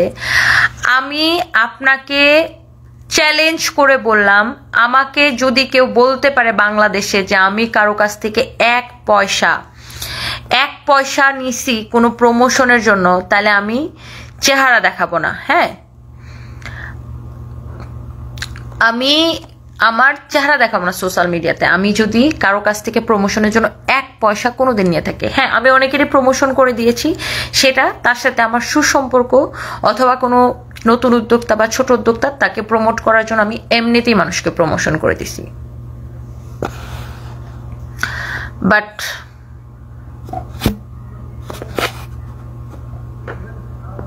নেভার এভার আমি হচ্ছে কাউকে আপনার টাকা নিয়ে প্রমোশন করিনি। ইরাবতী লাইভ ইউকে, আপনার জামাই মনে হয় মানুষের সেক্সুয়াল অ্যাবিলিটি নিয়ে কোয়েশ্চেন করে, তাই না আপা? মানে ভদ্রতা মানে মানে ভদ্রতাটা কি? মানুষ মানে ভদ্র মানুষটা কি, কে সেক্স করতে পারলো কে সেক্স করতে পারলো না, সারাদিন ওই সেক্সের মধ্যে ডুবে থাকে না আপা? আপনিও মনে হয় ওরকমই থাকেন। তো ইউকেতে তো কয়জন নিয়ে ঘুমান রাতের বেলা, মানে কয় ব্যাটারে নিয়ে ঘুমান রাতের বেলা? আমার মুখ আপা খারাপই, আই এম সো সরি আপা। আপনার মতো এরকম সুশীলদেরকে বাস দেওয়ার জন্য আমার মুখটা এরকমই আপা, আই এম এক্সট্রিমলি সরি আপা। আপনার মতো সুশীলরা মানুষ এরকম তবলা বাজানোর পোস্ট করেন, তো আপনি রাতে কয়জনকে নিয়ে ঘুমান একটু কমেন্ট করে জানান, এখানে যারা লাইভ দেখতেছে তারাও একটু জানতে চায়। মানে মানে চিমটায় ঘুরায় ফিরায় কথা বললে তখন সেটা মানে ইয়ে হয়ে গেল, মানে ভদ্র ভাষা হয়ে গেল। আপনি একজন মানুষের সেক্স নিয়ে কথা বলবেন তখন এটা ভদ্র হয়ে গেল, আর যখন আমি বাংলা ভাষায় দিব তখন সেটা অভদ্র হয়ে গেল। অভদ্র হলে কিছু করার নাই, এটাই আমার স্টাইল। আচ্ছা, বাই দ্য ওয়ে, তারপরে যেটা হয়েছে, আমি রেস্টুরেন্টের মালিক কি মালিক না তোমার কি ভাই? মানে হোয়াটস রং উইথ ইউ? আমি একটা রেস্টুরেন্টের মালিক না 3টা রেস্টুরেন্টের মালিক, না আমি 10টা রেস্টুরেন্টের মালিক, না আমি প্রতি মাসে একটা করে রেস্টুরেন্ট দিলাম। হোয়াটস রং উইথ ইউ? তোমার এত জ্বলুনি কিসের? সে নাকি আবার আমার রেস্টুরেন্টে ফোন দিয়ে জিজ্ঞাসা করছে, আমার পার্টনার বলতেছিল যে তারা নাকি বিভিন্ন সাংবাদিক দিয়েও ফোন দেওয়া হয়েছে, রেস্টুরেন্টের মালিক আমি কি আমি না? এত চুলকানির কি? আমি রেস্টুরেন্টের মালিক হইলেও হইলাম, না হইলেও হইলাম না, না হইলে নাই, মানে তোমার কি ভাই? এত হিংসা কেন? মানে জেলাসিটা কোথায় দেখছেন যে আমি কেন রেস্টুরেন্ট দিয়ে ফেললাম? আমি তো রেস্টুরেন্ট আজকে দিই নাই, অনেক আগে দিছি, অনেক আগে থেকে আমার রেস্টুরেন্টে ইনভেস্টমেন্ট, কিন্তু আমি এগুলো ফোটানি করে বেড়াই না। শাহিন হাওলাদার, ইউকে সবাই কিন্তু খারাপ না, না সবার কথা তো বলি নাই, যিনি কমেন্ট করছে তার কথা বললাম। তো এটা উনি কি করে জানেন? মানে ওনার কাজগুলো হচ্ছে একটা মানুষকে সে খুঁচা দিয়া তারপরে চুপ করে বসে থাকবো। তার ধরেন আমাকে সে খুঁচা দিয়ে রাগাই দিল, হ্যাঁ ডেফিনেটলি আমার রাগ বেশি, আমি আবারও বলতেছি আমার রাগ বেশি, আমি নিজেকে কন্ট্রোল, আমার রাগ উঠলে আমার কন্ট্রোল থাকে না নিজের উপরে। আর এর থেকেও পরম মানে যেটা হয়েছে যে খুঁচা দিয়ে উনি চিপকায় রয়েছে। তো যখন আমি রেগে গেলাম, যখন ওনাকে আমি আমার ভাষায় উত্তরটা দিলাম, তখন ওনার মানে উনি আবার লাইভে এসে বলে যে উনি নাকি আমার রেস্টুরেন্টে ফোন দিছিল, তো সেখানে নাকি বলছে আমি নাকি রেস্টুরেন্টের মালিক না। এই কিরে ভাই, লজ্জা লাগে না? মানে আমার রেস্টুরেন্টে ফোন দেওয়ার কি আছে? আমার রেস্টুরেন্টের আমি মানে মালিক হইলাম কি না হইলাম তোমার কি ভাই? তোমার সমস্যা কি? মানে আমি 20টা রেস্টুরেন্টের মালিক হলাম, আমি প্রতি মাসে একটা করে রেস্টুরেন্ট দেবো, তোমার কোনো সমস্যা আছে? মানে কি সমস্যা কি? মানে এত জ্বলন কিসের? আচ্ছা, তারপরে যেই আমি চেত্তা গেলাম, হ্যাঁ ঠিক মতো ওয়াশটা করলাম। আচ্ছা, এখন দেখেন আপনার উপরে কি পরিমাণ মানুষ ক্ষেপে আছে। প্রত্যেকটা দিন কোনো না কোনো উদ্যোক্তা আপনারা নিয়ে পোস্ট দিতেছে। আপনি কোন মেকআপ আর্টিস্টে কান্দাইতেছেন, 2জন মেকআপ আর্টিস্ট তো আপু কন্টিনিউয়াসলি আপনার নিয়ে পোস্ট দিতেছে, তাদেরকে আপনি কান্দাইতেছেন, ভয় দেখাচ্ছেন, আপনি তাদের পেজ উড়াই দিবেন, তাদের নামে মামলা হামলা গুম করে দিবেন। একটা মেয়ে তো, এই যে একটা মেয়ে লাইভ আমি শেয়ার করছি, ও তো কান্নাকাটি করে করে শেষ, ওকে তো আপনি মানে সে বলতেছে যে তাকে হচ্ছে যে মানে গুম করে দিবেন, এই করবেন সেই করবেন, এই ধরনের থ্রেট, বিভিন্ন রকমের থ্রেট আপনারা দিয়ে বেড়াচ্ছেন। তো আমার কোয়েশ্চেন হচ্ছে, আপনি কয়জনকে থ্রেট দিয়ে আটকাবেন? কয়জন উদ্যোক্তাকে আটকাবেন? আপনি নিজের কলিগদেরকে, অন্যান্য লাইভ প্রেজেন্টারদেরকে আপনি বলেন মেয়াদ উত্তীর্ণ, আপনার মেয়াদ চলে গেছে। ওই দিন একটা প্রোগ্রামে যে সে মার্কেট আউট বলছে, একজনকে মেয়াদ উত্তীর্ণ বলছে। অন্যান্য লাইভ প্রেজেন্টারদের সাথে আপনার কন্টিনিউয়াসলি লেগে থাকে, এমন কেউ নাই যার সাথে আপনি লেগে থাকেন না। এখন আপনি সংবাদ সম্মেলন, আচ্ছা তো যাই হোক, এর মধ্যে তো এগুলো হইলো। তো আমি যেদিন আসবো, দেশের বাইরে আসবো, তো আমি ওই দিন আমি চিন্তা করলাম যে ঠিক আছে, আমি বেশি রেগে গেছিলাম। আমি কি করলাম, মানে আমি প্লেন থেকে নেমে গাড়িতে ওঠার আগে আমি ইমিগ্রেশনটা পার হয়ে আগে বসে একটা পোস্ট লিখছি। আমার পোস্টটা নিশ্চয়ই আপনারা দেখছেন যে আমি এই বিষয়টা নিয়ে আর কথা বলবো না, আমার সাইড থেকে আর কোনো কিছু হবে না। আমি আল্লাহ আপনাকেও মাফ করুক, আমাকেও মাফ করুক, এরকম লিখে আমি একটা পোস্ট করছি। কারণ যেহেতু মানে ঠিক আছে জিনিসটা অনেক দূর চলে গেছে, আমারও কাছে মনে হয়েছে যে আমিও বেশি রাগ করে ফেলছি। আমি কিন্তু একটা সুন্দর করে একটা পোস্ট লিখছি। এটাও লিখছিলাম যে কারো মনে দুঃখ দিয়ে থাকলে মাফ করে দিয়েন আমাকে, এটাও লিখছিলাম। তো যেই আমি বিদেশে আসলাম তখন উনি মনে করলেন যে আমি মনে হয় ভয় পেয়ে গেছি। তিনি কি করলেন, তিনার একজন মহাপণ্ডিত জামাই আছেন। এবং আমি আরেকটা কথা বলে রাখি, এই মেয়েটার কেরিয়ার যে নষ্ট হওয়ার জন্য একমাত্র দায়ী তার জামাই। এই জামাইয়ের পাকনামির জন্য এই মেয়েটার আজকে এই অবস্থা। তার জামাইকে নিয়ে সে আবার একটা প্রেস কনফারেন্স করলো। এখন সেই প্রেস কনফারেন্সে সে দাবি করতেছে, আপনারা দেখছেন প্রেস কনফারেন্স নিশ্চয়ই, এখন সে বলতেছে আমি তাকে চাকর বলছি। হ্যাঁ, আমি তাকে চাকর বলছি, আমি তাকে গালিগালাজ করছি। হ্যাঁ, আমি গালিগালাজ করছি, কিন্তু কেন গালিগালাজ করছি, আমাকে কোন পর্যায়ে নিয়ে যাওয়ার পরে আমি আপনাকে চাকর বলছি, গালিগালাজ করছি? আমি তো আর কাউকে কোনোদিন চাকর বলি নাই, আর কাউকে কোনোদিন গালিগালাজ করিনি। আপনি আমাকে রাগাইতে আপনি আমাকে চেতাইতে কোন পর্যায়ে নিয়ে গেছেন? হ্যাঁ, আপনি চাকর কথাটা আপনি যদি ওই অর্থে চিন্তা করেন, আপনি তো ভুলে গেছেন আপনি 2 বছর আগেও আমার এখানে টাকার বিনিময়ে এসে লাইভ করছেন তো, এটা তো মিথ্যা কথা না। আর আপনি অন্য ইনফ্লুয়েন্সারদেরকে টানেন কেন যে সবাইকে তিনি চাকর বলছে? নো, সবাইকে কেন চাকর বলবো? আপনার কৃতকর্মের জন্য আপনি আমার মুখ থেকে আজকে এই কথাগুলো শুনছেন। অন্য ইনফ্লুয়েন্সাররা দেখেন, আমরা কেউই মুমিন না একবারে, মানে দুধে ধোয়া তুলসী পাতা না। আমরা প্রত্যেককে মানুষ, আমরা ভুল করি। আমরা যদি নিজের ভুলটা বুঝতে পারি আমরা সরি বলি। অন্যান্য লাইভ প্রেজেন্টার যারা আছে, হ্যাঁ, আজকে আমার মনে হয় যে মানে নদী আপুর মতো একজন মানে সেরা মানুষ আর হইতে পারে না। লাইভ প্রেজেন্টারদের বা ব্র্যান্ড প্রমোটারদের উদাহরণ যদি দেওয়া হয় সবার আগে নদী আপু আসবে। প্রফেশনালিজম কাকে বলে সেটা আপনি নদী আপু থেকে শিখে নিয়েন। তারপরে আপনি লিওন আপুকে খুঁচাইছেন, লীরা আপুকে খুঁচাইছেন, এমন কাউরে নাই যে আপনি খুঁচান। আপনি তারপরে ওই যে লাবণ্য আপুকে খুঁচাইছেন, আপনি এমন কেউ নাই যে আপনি কাউর খুঁজেন। আবার ওদেরকে বলতেছেন আমি তাদেরকেও নাকি চাকর বলছি। নো, আমি প্রত্যেকের প্রফেশনকে অনেক বেশি রেসপেক্ট করি। প্রত্যেকটা মেয়েকে আমি প্রত্যেকটা ইন্টারভিউতে বলছি যে এখন 50,000 উদ্যোক্তা অনলাইন প্ল্যাটফর্মে কাজ করে, এখানে লাইভ প্রেজেন্টারদের জন্য বড় একটা প্ল্যাটফর্ম এটা। সো আমি চাই এখানে আরো অনেক মেয়েরা কাজ করুক, লাইভ করুক, কারণ সবাই নিজের লাইফ নিজে করতে পারে না। আমি অন্য কাউকে মিন করি নাই, প্রত্যেকের সাথে আমার ভালো সম্পর্ক। আমি প্রত্যেকটা লাইভ প্রেজেন্টারকে আমি রেসপেক্ট করি। আপনি আমাকে চেতায়া আপনি আমার মুখ দিয়ে কথাগুলো বের করছেন এবং এই কথাগুলো শুধুমাত্র আপনার জন্য প্রযোজ্য। তখন জানেন আপনি এই কাজগুলো করার জন্য আমার সে পুরনো ঘাতে আঘাত করছেন। পুরনো ঘাটা কি বুঝছেন? আপনি এই কাজগুলা করে আমার পুরনো ঘাতে আঘাত মারছেন। পুরনো ঘাটা কি জানেন? আমার জামাই। আপনি এই কাজগুলো কি করে আমি এত চেতছি কেন আপনার উপর জানেন কেন?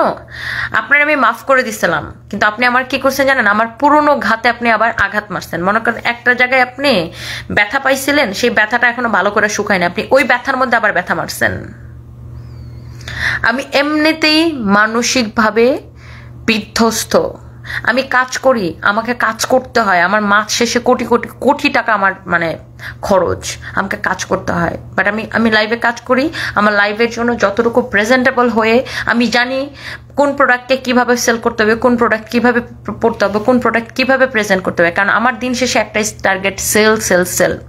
কিন্তু আপনি আমার পুরনো ঘাতে আঘাত করছেন।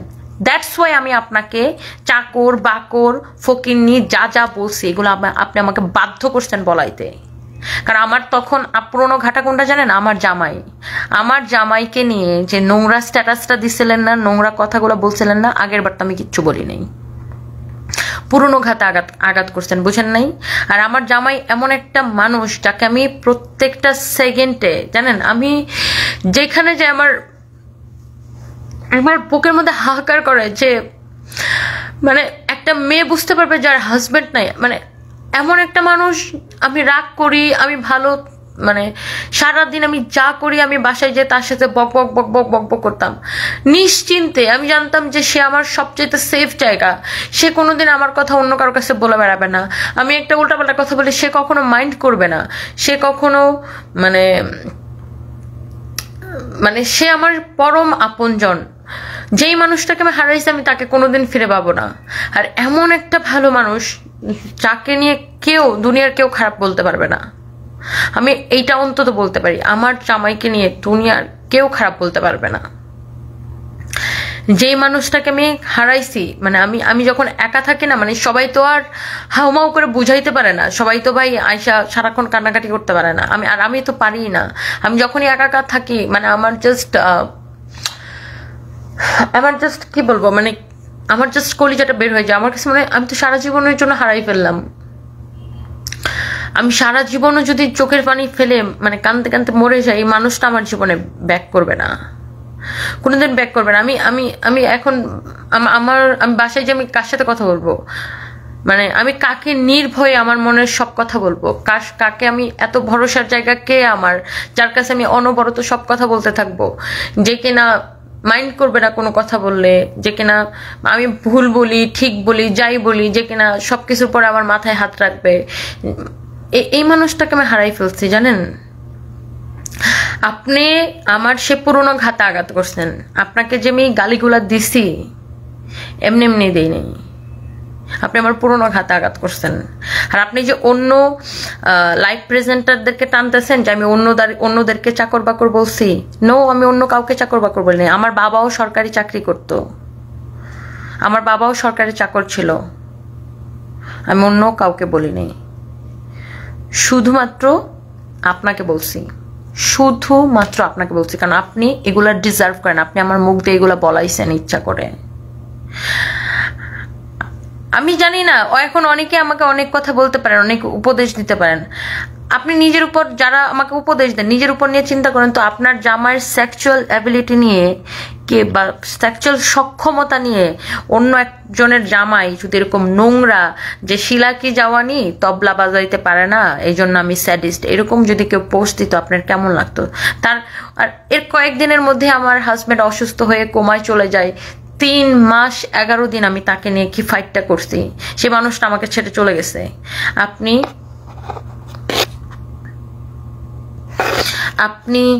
আমাকে মানে আপনি আমার সেই জায়গায়, আপনি আমার কলিজায় লাগাই দিচ্ছেন, আবার বুঝেন নাই? আপনি আমার সেই জায়গায় আঘাত করছেন। দ্যাটস ওয়াই আপনি ডিজার্ভ করছেন আমার থেকে এই কথাগুলা। আপনি আমার মুখ দিয়ে এগুলা বাইর করছেন। আমার কোনো ঠেকা পড়ে নাই আপনার যে খামাখা গালিগালাজ করা আমার পেশা না। আমার পেশা হচ্ছে আমি কিভাবে কাপড় চোপড়, আমার জুতা ব্যাগ বিক্রি করব, সেগুলা হচ্ছে যে এটা হচ্ছে আমার পেশা। আপনাকে গালিগালাজ করা আমার পেশা না। আর প্রত্যেকটা হচ্ছে যে আমি মানুষকে আমি রেসপেক্ট করি। প্রত্যেকে যারা এই সেক্টরে মানে কাজ করে আমি সবাইকে রেসপেক্ট করি, প্রত্যেককে আমি রেসপেক্ট করি। আমার ড্রাইভারকে জিজ্ঞাসা করেন তো, আমার পাশে যারা মেড থাকে তাদের সাথে আমি কোনোদিন খারাপ বিহেভ করি না, কোনোদিন না, নেভার এভার। কিন্তু আমার ওই জায়গাটাই আপনি আবার আঘাত করছেন। আর আমি রেস্টুরেন্টের আসল মালিক না ফেক মালিক, সেটা দিয়ে আপনার কি ভাই? আর আপনি বারবার বা প্রেস কনফারেন্সে যা বলতেছেন যে আমাকে দেখে বাচ্চারা কি শিখবে, আপনার হাজবেন্ডের স্ট্যাটাস দেখে, আপনার কথাবার্তা দেখে বাচ্চারা কি শিখবে? বাচ্চারা কোত্থেকে আসলো? আপনি আমার বেলায় বাচ্চাদেরকে টাইনা নিয়ে আসলেন। আর আপনার বাচ্চাদেরকে আপনি তখন ভিকটিম সাজা শুরু করলেন। আপনি এখন নারী সেজে নারী শব্দটাকে ইউজ করা শুরু করলেন, বাচ্চাদেরকে টাইনা নিয়ে আসলেন। তো আপনারা যখন খারাপ জিনিসটা শুরু করলেন, খারাপ কথা বলা শুরু করলেন, তখন আপনি নারী ওটা মনে রাখলেন না। তখন আপনি এগুলো মনে রাখলেন না। কেন মনে রাখলেন না? তখন আপনি বাচ্চাদের কথা মনে রাখলেন না। কেন মনে রাখলেন না? হ্যাঁ, আমি সত্যি মানসিকভাবে বিধ্বস্ত। সবাই মনে করে আমি অনেক নর্মাল, বাট আমি নর্মাল না। মানে থাকে না, যারা অনেক বেশি রেসপন্সিবিলিটি নিয়ে থাকে তারা সবাইকে সবকিছু বুঝাতে পারে না। আমার উপর অনেক বেশি রেসপন্সিবিলিটি, আমার কোম্পানির রেসপন্সিবিলিটি। আমি এই যে 3 মাসে এত কোটি কোটি টাকা বিল দিতে হয়েছে আমাকে, মানে এগুলো আমাকে কিভাবে সামলাইতে হয়েছে, আমার বাচ্চাদের সামলাইতে হয়েছে, ফ্যামিলি সামলাইতে হয়েছে। আমার বাবা নাই, আমার ভাই বোন মা বাচ্চা সবার একমাত্র গার্ডিয়ান হচ্ছে আমি। সো যাদের অনেক বেশি রেসপন্সিবিলিটি থাকে না, তারা না এত সবকিছু বলতে পারে না, এত নিজের মনের মধ্যে কি চলতেছে তো অন্যকে দেখাইতে পারে না। সো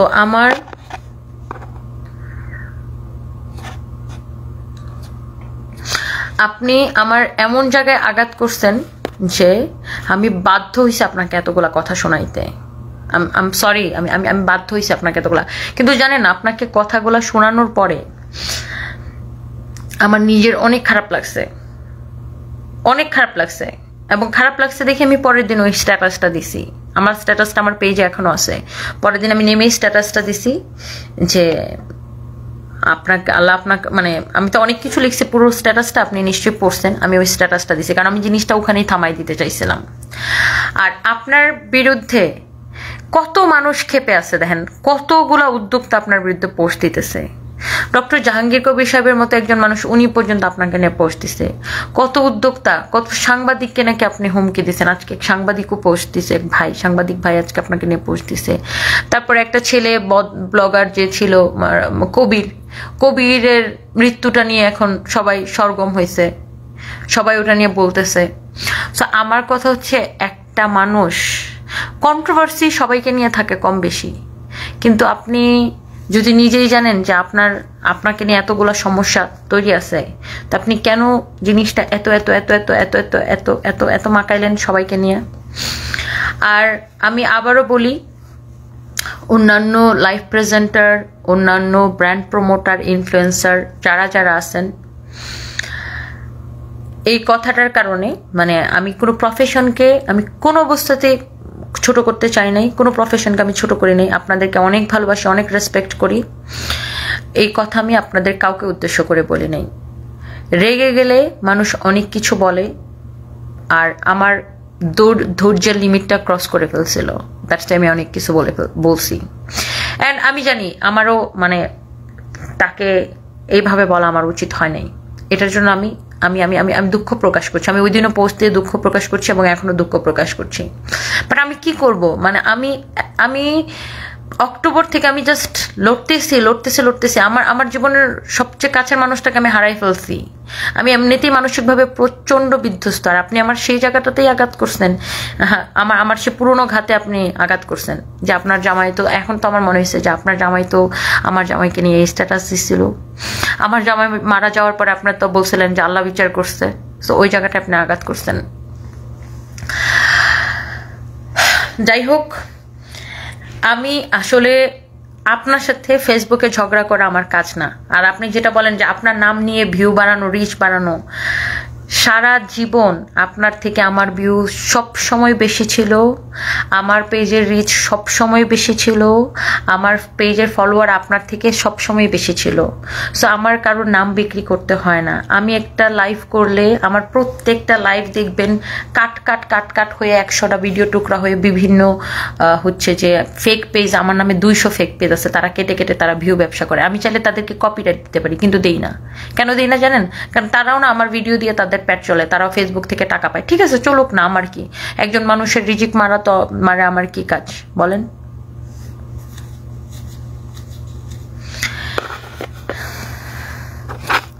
এই যে এই ধরনের কিছু মানে এই যে দেখেন MB মোহন, এই ছেলেটার আপনি চেহারা দেখেন, কোনো ক্লাস আছে? সে লিখছে তুই নামাজ পড়, তুই এখানে লাইভে এসে লাইভ করস, বেয়াদব। আমি নামাজ পড়ি কি পড়ি না সেটাকে আমার ফেসবুকে, আমি এখন আসি মদিনাতে, মানে সেটাকে আমার ফেসবুকে ছবি দিতে হবে? মানে এমন স্টুপিডেরা। যাই হোক, আপনার সাথে লাগালাগি করা আমার কাজ না, বা আমার কোনো লাইভ প্রেজেন্টারকে দিয়ে আমার ওরকম লাইভও করানো লাগে না। হ্যাঁ, আজকে আমার বলতে হয়, আমার হাজব্যান্ড যখন অসুস্থ ছিল অনেকেই আমাকে নক করছে, আমাকে লীরা আপু নক করছে, আমাকে লিওন আপু বারবার বলছে আপু তোমার লাইভ করে দেওয়া লাগলে আমাকে বইলো। অনেকেই আমাকে ওরকম বলছে। সাবি আপু নিজের ভাড়া পকেটের টাকা খরচ করে এসে আজকেও উনি আমার পেজ থেকে লাইভ করে দিয়েছে, একটা পয়সা পেমেন্ট নেয় উনি আমার থেকে। আমার সমস্যার সময় ওনারা আমার লাইভ করে দিচ্ছে, কোনো পেমেন্ট নেয় নাই। দিশার মা কি বলবো, দিশার মা আমার হাজবেন্ড অসুস্থ থাকতো লাইভ করে দিচ্ছে, আজকে আমি এখানে আসছি উনি লাইভ করে দিচ্ছে, কিন্তু আমার থেকে কোনো পেমেন্ট নেয় নাই। ভালো, ওনাদের সাথে আমার সম্পর্কটা এরকম, এত ভালোবাসার সম্পর্ক। সো দেখেন, একসাথে কাজ করতে গেলে সবসময় যে উদ্যোক্তারা সঠিক, আবার সবসময় যে লাইভ প্রেজেন্টাররা সঠিক এরকম না।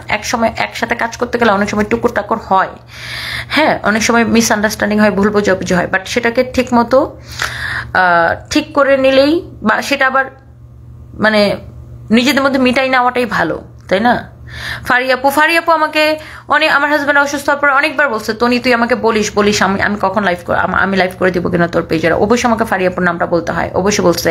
তারপরে জেমি আপু আমাকে নক করছে, মানে আরো কতজন যে আমাকে নক করছে লাইভের জন্য, মানে অনেক ব্যবসায়ীরাও আমাকে নক করছে যে তোমার মানে সবাই নক করছে। আমি সবার কাছে অনেক বেশি কৃতজ্ঞ, সবাই নক করছে যে আমি আপনার পেজ থেকে লাইভ করে দিতে চাই, আপনার পেজ থেকে লাইভ করতে চাই, সবাই নক করছে, অনেক ব্যবসায়ীরাও করছে। আমি সবার কাছে অনেক বেশি কৃতজ্ঞ।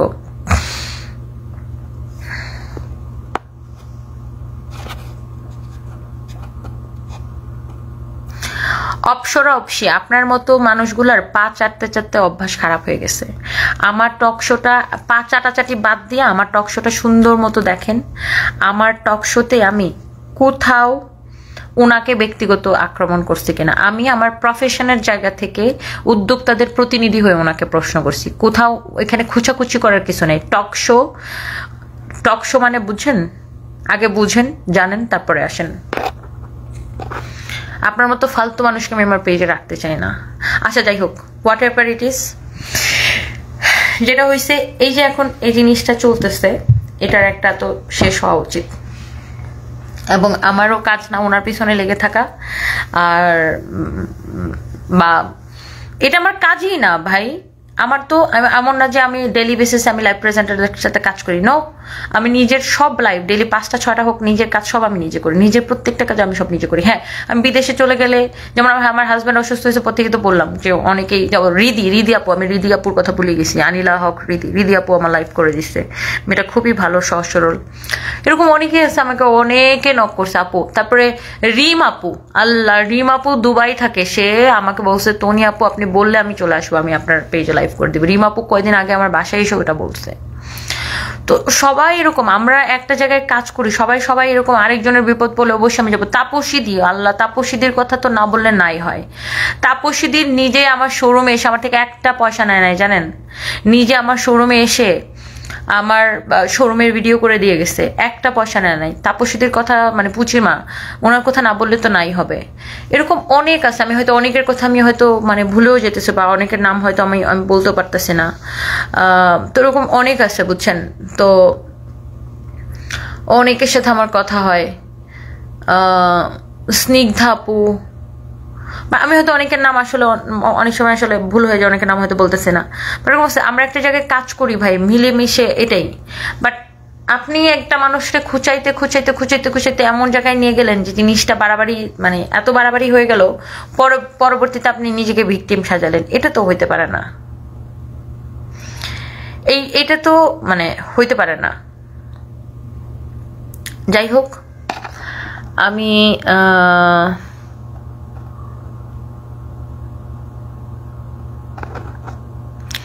আমি যেটা বলতে চাইছিলাম, যে আমি পোস্ট দিয়ে জিনিসটা থামায় দেওয়ার পরও ওনারা প্রেস কনফারেন্স করছে। প্রেস কনফারেন্সের পরে আবার একটার পর একটা প্রেস কনফারেন্সের ভিডিও শেয়ার দেয়। অ্যান্ড আমার সবচেয়ে বেশি যেটা খারাপ করছে, পুলিশ প্লাজাকে মেনশন করে লিখছে আপনাদের মার্কেটের একজন কুখ্যাত নারী উদ্যোক্তা আমাকে নিয়ে সে আর অনেক কিছু লিখে সে একটা পোস্ট লিখছে যে আমার বিরুদ্ধে যেন পুলিশ প্লাজা ব্যবস্থা নেয়। মানে আপনি কি একটা মানে বোকা? আপনি কি এটা কি বাচ্চাদের ঝগড়া? মানে আপনি পুলিশ প্লাজাকে এখানে কেন টেনে আনলেন? মানে পুলিশ প্লাজা এখানে কি করবে? পুলিশ প্লাজাতে তো আমার 2টা শোরুম, আমার যে আরো অন্যান্য জায়গায় অনেক শোরুম আছে। মানে আপনি আমার সাথে পারলেন না, আপনি পুলিশ প্লাজাকে টাইনা নিয়ে আসলেন। তখন আমি কি বুঝলাম যে আপনি থামার লোক না। আমি থেমে গেছি দেখে আপনি ভাবতেছেন যে আমি থেমে গেছি, দ্যাট মিনস আপনি হইছে যে আমাকে, মানে আমি ভয় পেয়ে গেছি। ব্যাপারটা এরকম না, আমি থেমে গেছি, আমার খারাপ লাগছে। যে হয়েছে তো, অনেক হয়েছে, আমি থেমে গেছি, এই জন্য আমি পোস্ট দিয়ে জিনিসটাকে থামাইতে চাইছি। কিন্তু আপনি আবার কি করলেন, পুলিশ প্লাজাকে ট্যাগ করে পোস্ট দিলেন। মানে পুলিশ প্লাজা কি করবে আমার? পুলিশ প্লাজাতে আমি একজন শোরুম ওনার, ওখানে আমি মানে ওখানে আমার একটা ব্রাঞ্চ, আমার তো আরো অনেকগুলো ব্রাঞ্চ আছে। মানে কি এটা কি বাচ্চাদের, মানে আমি পারলাম না আরেকজনটা টেনে নিয়ে আসলাম, বিষয়টা কিরকম? আপনার হাজবেন্ড যখন আপনি বললেন যে হ্যাঁ আমি মানে বাচ্চারা, আপনি একজন মেয়েকে আমি এরকম কথা বলছি, বডি শেমিং আমি আপনাকে করছি। আপনারা যে আমার হাজবেন্ডকে সেক্সুয়াল হ্যারাসমেন্ট করলেন, আপনার হাজবেন্ড সে টক শোতে বসে অপু বিশ্বাস সিনেমাতে ছোট জামা কাপড় পরে, তাহলে আপনিও পরবেন। আপনি পরেন, আপনার পছন্দ অনুযায়ী আপনার কাপড় পরেন, সেটাতে আপনার কোনো বাধা নেই। আরেকজনকে তাই না আরেকজন নারীকে ছোট করার তো দরকার নাই, তাই না? সো মানে আপনি কি বলতেছেন, কি করতেছেন, আপনি কোন কোন জায়গায় খোঁচা দিতেছেন, আগে সেটা একটু মানে একটু চিন্তা ভাবনা করে বলা উচিত, তাই না? তো যাই হোক, মানে আমার সাথে কোনো লাইভ প্রেজেন্টারদের কোনো সমস্যা নাই। আপনাদেরকে আমি অনেক ভালোবাসি, রেসপেক্ট করি। তারপরেও ইনাকে নিয়ে বলতে যে আমি যে ল্যাঙ্গুয়েজগুলো ইউজ করছি, এটার কারণে যদি কোনো live presenter, influencer, brand promoter মনের মধ্যে কষ্ট পেয়ে থাকেন, I am extremely sorry for that. এবং আমি কি বলবো, মানে এখন আপনি নিজেই দেখেন আপনার বিরুদ্ধে কত এলিগেশন, সাংবাদিক আপনার বিরুদ্ধে, মানে উদ্যোক্তা, কত উদ্যোক্তা, তারপর ওই যে কবিরের ফ্যামিলি, কত এলিগেশন। আপনি কয়জনকে ছাড়াবেন, কয়জনকে আপনি থামাবেন? এই মানুষকে থ্রেট দেওয়া, ভয় দেখানো, এগুলা করে আসলে বেশি দিন মার্কেটে টিকতে পারবেন না। মার্কেটে টিকতে হলে মানুষকে ভালোবেসেই টিকতে হবে, মানুষকে ভালোবাসা দিয়ে টিকতে হবে, মানুষের ভালোবাসা নিয়ে টিকতে হবে। আমি নিজে যদি কোনো ভুল করি, আমার ভুল স্বীকার করতে আমার একটু লজ্জা লাগে না, বিশ্বাস করেন। আমার কেন লজ্জা লাগবে নিজের ভুল স্বীকার করতে? আমি কি ফেরেশতা? আমি যদি মানে ভুল না করতাম তাহলে তো আমি ফেরেশতা হয়ে যেতাম। আমি তো ফেরেশতা না, আমি মানুষ ভাই। আমি ভুল করব, আমি নিজেকে শুধরাই নিব, দ্যাটস ওয়াই আমি মানুষ। আমি ফেরেশতা হলে তো ভুল করতাম না, আমি তো ফেরেশতা না।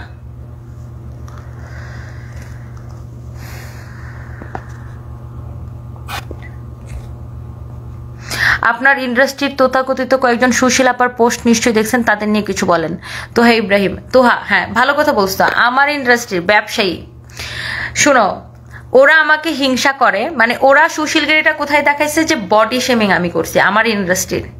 তো আমি যে বডি শেমিং করলাম, আপা আপনারা যে ওটা নিয়ে পোস্ট দিলেন, বডি শেমিং এর আগে সেক্সুয়াল হ্যারাসমেন্ট আপনারা দেখেন নাই? তখন তো আপনারা কেউ পোস্ট দেন নাই যে এইরকম একটা বয়োজ্যেষ্ঠ, এরকম একজন সুশীল, এরকম একজন ভদ্র, এরকম একজন সুশিক্ষিত লোককে নিয়ে, কেন, যে কিনা সকল কন্ট্রোভার্সির ঊর্ধ্বে। আমার হাজবেন্ড কোনোদিন কাউকে কোনো খারাপ কথা বলে নাই।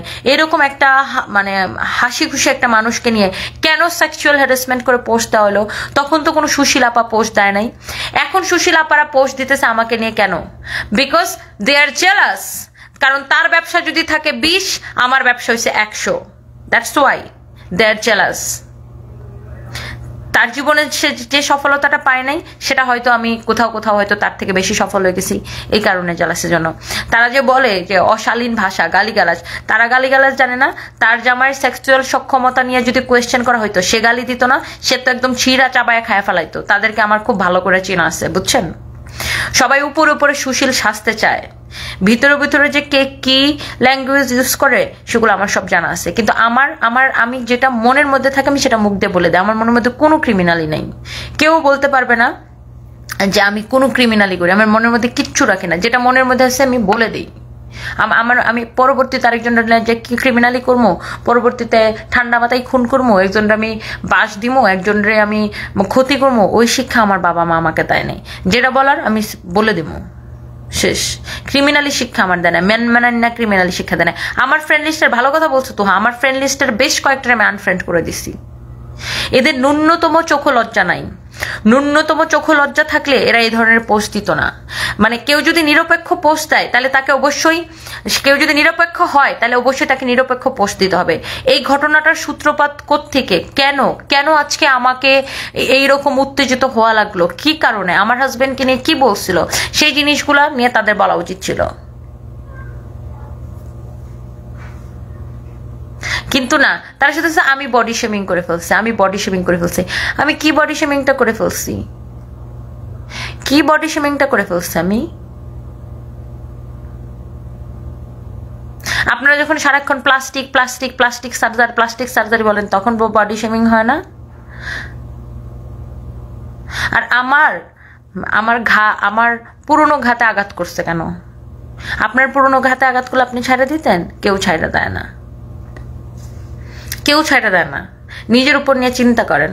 ও কিছু কিছু সুশীল আপা সুশীল সাজে, বিকজ দে আর জেলাস, অনেক জেলাস। কারণ আমার গত বছর আমার উপর আমার শোরুম লুটপাট হয়েছে, আমার সাথে ভোক্তা অধিকারের ঝামেলা হয়েছে, আমার বগুড়া একটা 3000 স্কোয়ার ফিটের শোরুম লুটপাট হয়েছে, আমার জামাই 3 মাস 11 দিন ব্যাংককের বার্মনঘাট হসপিটাল মতো একটা ব্যয়বহুল হসপিটালে আমি আমার জামাইকে ট্রিটমেন্ট করাইছি। মানে আমার জীবনে এত কিছু গেছে, তারপরে আমি থামতেছি না, তারপরে আমি কাজ করতেছি, মাথা উঁচু করে দাঁড়াচ্ছি, তারপরে আমার শোরুম বাড়তেছে, এই জেলাসি।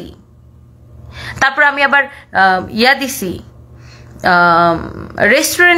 রেস্টুরেন্ট দিতেছি, এই জেলাসি, এইসব হয়েছে জেলাসি, বুঝো নাই? জেলাসিগুলো হচ্ছে এইখানে।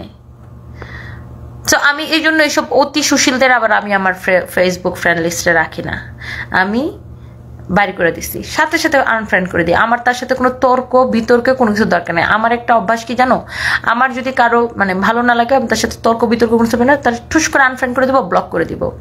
এই মানুষগুলো ফার্দার কোনোদিন আমার লাইফে আসতে পারবে না।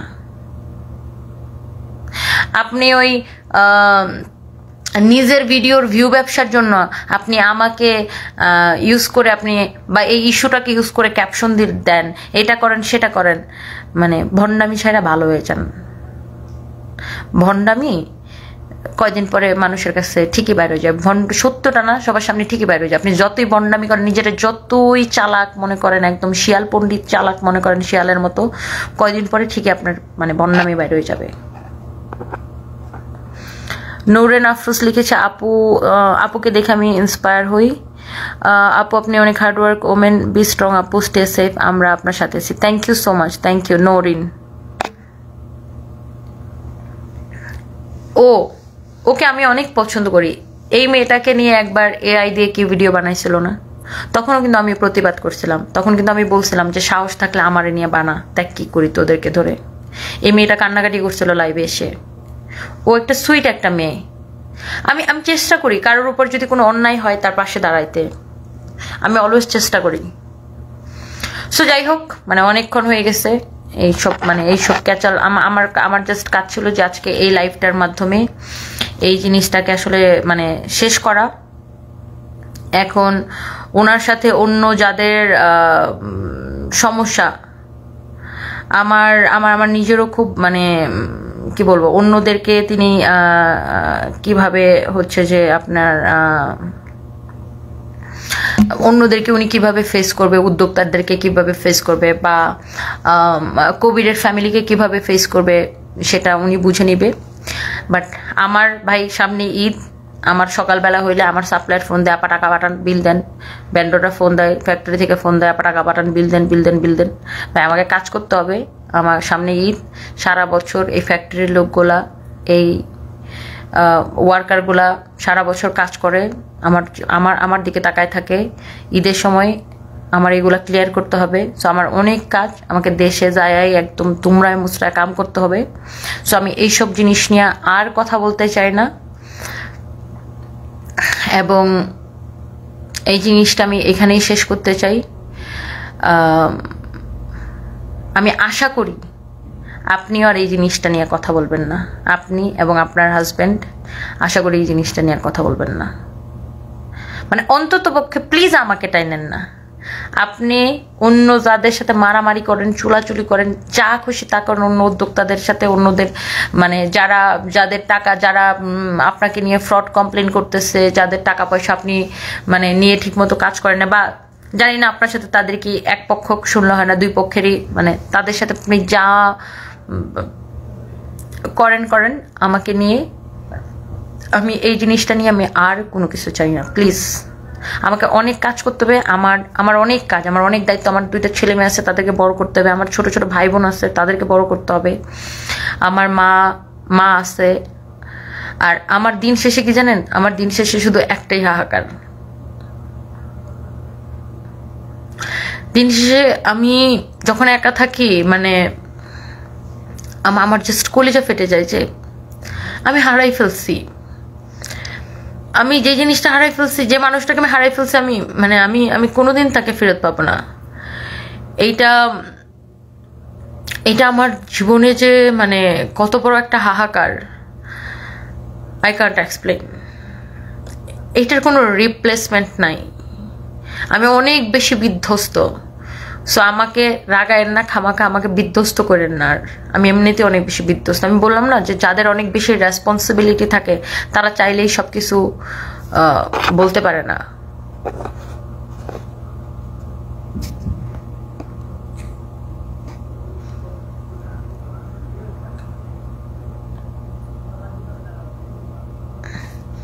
আমাকে দেখলে ঘৃণা লাগে, তাহলে আপনি আবার আমারে দেখেন কেন? আমি বুঝলাম না। মানে আমি এত সুন্দর যে আপনার আমারে দেখতে ঘৃণা লাগে, আবার আমারই দেখেন, মানে এত ফালতু কেন আপনি? থটস অফ শামস লিখেছে, আপু আই সাপোর্ট ইউ, যা করেছেন খুব কম করেছেন, take love. Thank you so much Shams আপু, I just love you. And আন্টিকে আমার সালাম দিবেন, ভাইয়াকে সালাম দিবেন। অ্যান্ড আপু আমাকে সবসময় অনেক ভালোবাসে, অ্যান্ড আপুকে আমি অনেক ভালোবাসি, অনেক রেসপেক্ট করি। প্রত্যেকের প্রফেশনকে ভাই, আমি কোন বালের সরি মানে আমি কে ভাই মানুষের প্রফেশনকে মানে ইয়া করার?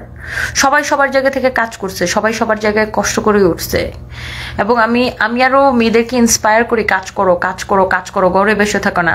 আর আমার নিজের জীবনের একটা শিক্ষা, আমি আজকেও একজনকে বলতেছিলাম, এক ভাইয়াকে বলতেছিলাম যে আসলে একটা মেয়েকে না এতটুকু মানে একটা মেয়ের এতটুকু ক্ষমতা সম্পন্ন হওয়া উচিত, বা একটা মেয়ের এতটুকু স্ট্রং হওয়া উচিত, যখন তার পরিবারের কোনো সদস্য অসুস্থ হয়ে যাবে তখন সে মেয়েটা যেন পরিবার সামলাইতে পারে। মানে একটা মেয়েকে এতটুকু সক্ষম হওয়া উচিত যেন সে তার পরিবারকে সামলাইতে পারে। দেখেন আজকে আমার হাজব্যান্ড এই যে এত অসুস্থ হইলো, এত কিছু হইলো, আমি যদি মানে সক্ষম না থাকতাম তাহলে আমি কিন্তু আমার হাজব্যান্ডের ভালো ট্রিটমেন্ট করাইতে পারতাম না, আমি আজকে সামলে উঠতে পারতাম না, আজকে আমার ছেলে মেয়েকে ভালো স্কুলে পড়াইতে পারতাম না, আজকে আমার ভাই বোন মার কারো দায়িত্ব নিতে পারতাম না। সো একটা মেয়েকে ততটুকু স্ট্রং হওয়া দরকার, একটা মেয়েকে ততটুকু সামর্থ্যবান হওয়া উচিত দরকার, প্রত্যেকটা মেয়েকে, যেন তার পরিবারের কারো কিছু হলে সে যেন পরিবার সামলাইতে পারে, অতটুকু সক্ষম একটা মেয়েকে হওয়া দরকার। দেখেন এই যে আলভিয়া মেয়েটা, তার জামাই মারা গেছে, আজকে সে নরম দেখে তার শ্বশুরবাড়ির মানুষ তাকে পেয়ে বসছে, কত কিছু করতেছে, তার হাজব্যান্ডের কবরে পর্যন্ত যাইতে দেয় না, মেয়েটা ক্যামেরার সামনে এসে হাওমাও করে কাঁদতেছে। আমরা কি কেউ পারছি তার জীবনের সমস্যা যায় সমাধান করে দিতে? পারি নাই, বা পারবেনও না। আপনারা শুধু পারবেন খারাপ কথা বলতে।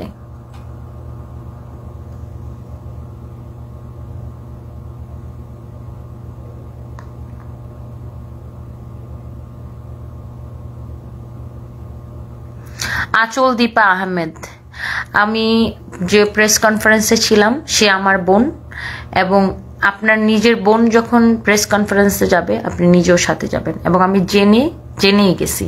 হ্যাঁ, অ্যান্ড শুধুমাত্র রেস্টুরেন্টের মালিক না, আমাকে ফেক বলাতে অবশ্যই আমি রাখবো, কারণ আমি একদমই ফেক না, আমি মানুষটা আগাগোড়া একদম রিয়েল, এবং আমি কখনো মিথ্যা কথা বলি না, কোনোদিন ফেক শো অফ করি না। Fake show off, real show off কোনো শো অফই আমি করি না, দরকারই নেই আমার।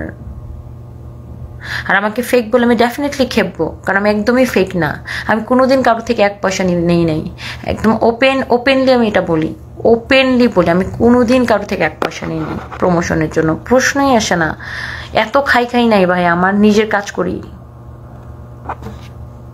প্রত্যেকটা মেয়েকে আমি বলবো এমনভাবে দাঁড়ান যেন আপনার পরিবারের কেউ যে উপার্জনক্ষম ব্যক্তি সে যদি অসুস্থ হয় বা সে যদি না থাকে, আপনি যেন পরিবারকে সামলাইতে পারেন, এতটুকু সক্ষমতা নিজের মধ্যে আপনার তৈরি করেন। বিয়ার্স হয়ে পুরো বেটারটা না বুঝে কখনোই কমেন্ট করা উচিত না, ব্যস্ত স্বরে। সেটাই আমাকে অশ্লীল ও সামাজিক গ্রাম থেকে উঠাইছে খেত। ভাই আমি না খুব প্রাউডলি গ্রাম থেকে উঠে এসে যে আমি নিজের জায়গাটা তৈরি করতে পারছি।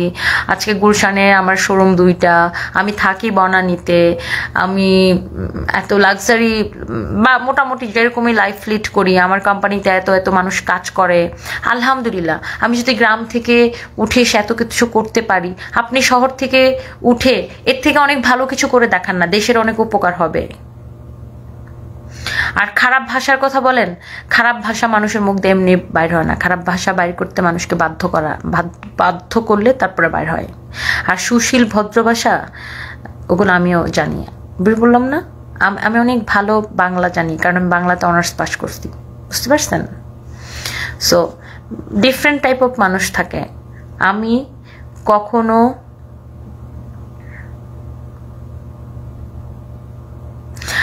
কখনো হচ্ছে যে আপনার মনের মধ্যে কোনো প্যাচ ঘুচ এইসব পাকায় রাখি না। আমি সব সময় ক্লিয়ার কাট। আমার এখন রাগ উঠছে, ধরেন আমি 2টা কথা বলে ফেলাইছি, একটু পরে আমার রিগ্রেট হয়, আরে আরে আল্লাহ কেন বললাম। আমি আমি আমি আমি আমি আমার যখন নিজেকে নিজে আমি জাজ করি যে বেশি বলে ফেলছি, আমি ক্ষমা চাই। আর এখন এবার আমি উমরা করতে কেন আসছি জানেন? আমি এবার আল্লাহর কাছে খালি একটা জিনিসে বলছি, আল্লাহ আমার রাগ কমায় দাও, আমার রাগ কমায় দাও, আমার অনেক ধৈর্য দাও। মানুষের কথা, এই সোশ্যাল মিডিয়ার মানুষের কথা গায়ের মধ্যে তীরের মতো লাগে। আজ এইরা যে যেটা পারে ওইটাও কয়, যে যেটা না পারে ওইটাও কয়, তখন এরকম গায়ের মধ্যে এরকম পিনের মতো লাগে। তখন আমি আল্লাহর খালি বলি, আল্লাহ আমার ধৈর্য দাও, আল্লাহ আমার ধৈর্য দাও, আল্লাহ আমার ধৈর্য দাও। খান সাহেব স্টুডিও লিখেছেন, you are a strong women and what you have done for yourself is admiring, best wishes. Thank you so much. And আমি আপনাদের শাড়ি অনেক পছন্দ করি, আমি কিন্তু আপনাদের শাড়ি অনেক পছন্দ করি। তো আমি এটাই, সব মানুষের ধৈর্য তো সমান হয় না। আমি আল্লাহর কাছে সবসময় এটা চাই যে আল্লাহ আমাকে আরো অনেক ধৈর্য দাও, অনেক ধৈর্য দাও। এইসব মানুষ দেখবেন যে যেটা পারে ওটাও কয়, যে যেটা না পারে ওটাও কয়। এগুলা যে সহ্য করা কত কষ্টের ব্যাপার, কত কঠিন ব্যাপার। তারপরে যদি মানসিক কন্ডিশন এমন থাকে, এমনিতেই আমি সবসময় সবাই আসলে আমার বাইরের দিকটা দেখে যে আমি মেকআপ করে লাইভে আসি, আমি শাড়ি পরি, আমি ড্রেস পরি, প্রতিদিন 8টা 10টা নতুন কাপড় পরতেছি। বাট আমি যে মানসিকভাবে কতটা বিধ্বস্ত, আমি আমার নিজের মানুষ বলতে তো আমি কাউকে বলতে পারি না যে মানুষটা আমার নিজের। এটা যে কত বড় কষ্ট যে আমি আমার নিজের মানুষটা নাই। আমি আর এই জীবনে যতদিন বেঁচে থাকবো আমি বলতে পারবো না এই মানুষটা আমার নিজের। যার সাথে আমি রাগ দেখাবো, যার সাথে আমি ঝগড়া করবো, যার সাথে আমি চিল্লাচিল্লি করবো, কিন্তু সে মাইন্ড করবে না।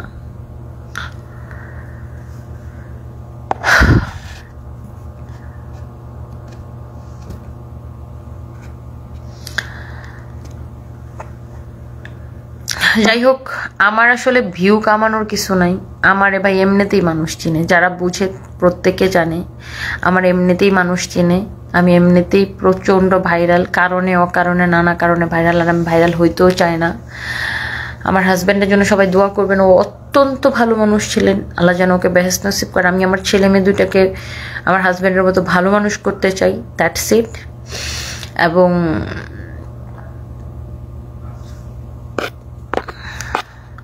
আমি চাইলে এখন আবার প্রেস কনফারেন্স ডাকতে পারি, সব ন্যাশনাল চ্যানেল ডাকতে পারি, ওনার কি সমস্যা, উনি অন্যান্য উদ্যোক্তাদের সাথে কি করছে, এরকম অনেক উদ্যোক্তা, শত শত উদ্যোক্তা কমপ্লেন নিয়ে রেডি আছে।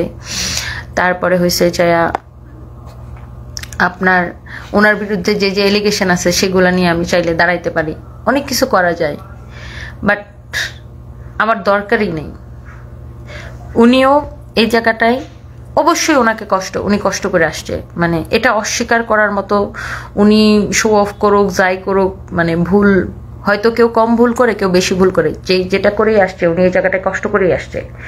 সো কারো রিজিক মাইরা দেওয়া, কারো রিজিক নিয়ে টান দেওয়া, এটা আমার কাজ না, এটা আমার পারিবারিক শিক্ষা না। সো আমি এটাই বলবো যে আপনারা কাজ করেন, মানুষের সাথে একটু সুসম্পর্ক করে, মানুষের সাথে ভদ্র ব্যবহার করে ছোট উদ্যোক্তাদেরকে থ্রেট না দিয়ে তাদের সাথে ভালোবেসে, আপনারা তো ছোট উদ্যোক্তা যেই টাকা দেয় বড় উদ্যোক্তা সেম টাকাই দেয়, তাহলে বড় উদ্যোক্তাকে আলাদা চোখে করে দেখা আর ছোট উদ্যোক্তাকে আলাদা করে চোখে দেখা, এগুলা বাদ দিয়ে প্রফেশনাল হয়ে কাজ করেন। সবার ব্যবহারটা মানে সবার সাথে ঠিক রেখে কাজ করেন, দেখবেন যে জীবনে অনেক সুন্দর লাগবে। আমিও তোমার মতো অনেক রাগী অন্যায় সহ্য করতে পারি না, রুমি গোমেজ। আমি একদম পারি না, বাট আমি চাই আল্লাহ আমাকে অনেক ধৈর্য দেখ। অ্যান্ড ব্যবহারটা মানুষের সাথে, এই যে আমার সাথে এত মানুষের দেখা হয়, এত মানুষ ছবি তুলতে আসে, আমি লাইভে থাকলে দুনিয়ার মানুষ ছবি তুলতে আসে, আমি কখনো কারোর উপর বিরক্ত হই না, কারণ এই মানুষের ভালোবাসাই আমাকে এখানে নিয়ে আসছে। কালকে যদি মানুষজন আমার ভালো না বাসে তাহলে আমি আবার একটা বিগ জিরো হয়ে যাবো, তাই না? সো এই মানুষের ভালোবাসাটাকে ধরে রাখতে হবে। So that's it. অ্যান্ড আমি সরি, আমি আপনাকে টাকর অনেক কিছু বলে ফেলছি রাগে, মানে আমি আবারও বলতেছি, আপনি আমাকে ওই জায়গাটায় মানে পুশ করে আপনি আমাকে ওই জায়গাটা নিয়ে গেছেন। যাই হোক, তারপর আপনি কষ্ট পেয়ে থাকলে মানে আপনি কষ্ট পেয়ে থাকলেন, আপনি কষ্ট পেয়েছেন নিশ্চয়ই, সেটার জন্য আমি দুঃখিত। এবং আমি আপনাকে নিয়ে আর কোনো কথাই বলতে চাই না, এই জিনিসটা এখানেই শেষ হোক। আপনিও আমাকে নিয়ে দয়া করে প্লিজ আমাকে খোঁচায়েন না, প্লিজ আমাকে খোঁচায়েন না। কেঁচো খুঁড়তে মানে লেবু চিপতে চিপতে বেশি তিতা হয়ে যায়, আর কেঁচো খুঁড়লে অনেক সাপ বের হয়ে যায়, যেটা আপনি ইতিমধ্যে নিশ্চয়ই বুঝতে পারছেন যে মানে কতগুলো এলিগেশন, কত কত কত কত মানুষ আপনাকে নিয়ে পোস্ট দিতেছে, কত কত উদ্যোক্তা আপনার বিরুদ্ধে দাঁড়ায় গেছে। সো বেশি লেবু চিপ্পা এটা রাত্রিটা বানায়েন না, আরও উদ্যোক্তাকে আপনার এগেনস্টে দাঁড় করেন না, মানে করেন না। এটা এখানে শেষ করেন, প্লিজ শেষ করেন। আমি সরি ভাই, আমি সরি। আমি ধরেন আমি রেস্টুরেন্টের মালিক হই বা না হই, ধরেন আমি রেস্টুরেন্টের মালিক না, তো কি হয়েছে? আমি সানবিজ ভাই তনির তো মালিক, বাদ দেন। ধরেন আমি রেস্টুরেন্টের মালিক না, তো হয়েছেটা কি? আপনার আবার আমার রেস্টুরেন্টে ফোন দিয়ে জানা লাগে যে আমি রেস্টুরেন্টের মালিক কি মালিক না, মানে এটা কোনো কথা?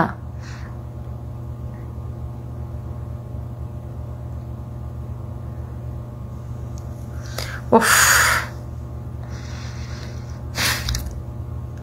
আমি রেস্টুরেন্ট বিজনেস অনেক দিন ধরে আমি রেস্টুরেন্টে ইনভেস্ট, বাট আমি কখনো বলি না কাউকে, দরকার কি ভাই? যাই হোক, এগুলো আজকে থেকে এখানেই ক্ষান্ত, আমার সাইড থেকে তো একদম ক্ষান্ত। বাট এমন কিছু করেন না, এমন জায়গায় আঘাত করেন না আমাকে যে আমার ধৈর্যের বাঁধ ভাঙা যায়। আমাকে প্লিজ এমন জায়গায় আঘাত করেন না। সিগনেচার বাই শোভা কিসের কষ্ট? উনি কষ্ট পায় না, ওনাকে নিয়ে ফিতা কাটেন নাই, তাই জামাই বউ এত কষ্ট আছে। আমি জানি না আসলে কি ভাবছে, মানে আমার কথা হচ্ছে ভাই আমি রেস্টুরেন্টের মালিক হই বা না হই, আপনাদের কি? মানে এটা আবার ফোন দিয়ে জিজ্ঞাসা করা লাগবে যে তোমাদের মালিক কি তনি, মানে কি? আমি বুঝি না। আমি রেস্টুরেন্ট কেন, আমার যে এতগুলো শোরুম ওপেন, আমি কোনো শোরুমে কাউরে নিয়ে যাই ফিতা কাটি নেই। আমার নিজের শোরুম, আমি নিজেই ফিতা কাটি নেই। আমি খালি যাই, মানুষজন আসে, দুনিয়ার হাজার হাজার মানুষজন ভিড় লাগিয়ে থাকে, সবাই কারাকারি করে কাপড় চোপড় কিনে আমরা অফার দিই, মানুষ আমার ভালোবাসে, ঝাঁপায় পড়ে, তনি আপু পাইছি জড়াই ধরে, আমিও জড়াই ধরি, শেষ, শোরুম ওপেনিং শেষ, দ্যাটস ইট। আমাদের শোরুম ওপেনিং এত নাটক ফাটক করা লাগে না, ফিতা কাটাকুটি করা লাগে না। আমরা একটা মিলাদ পড়াই, প্রথমে শোরুম ওপেনিং এর দিন সকালবেলা হুজুর টাকায় সবাই স্টাফরা মিলে মিলাদ পড়ে, শেষ। এরপরে শোরুম খুলে দাও, মানুষ কারাকুরি করে কাপড় চোপড়, 3-4 দিন এগুলো চলতে থাকে।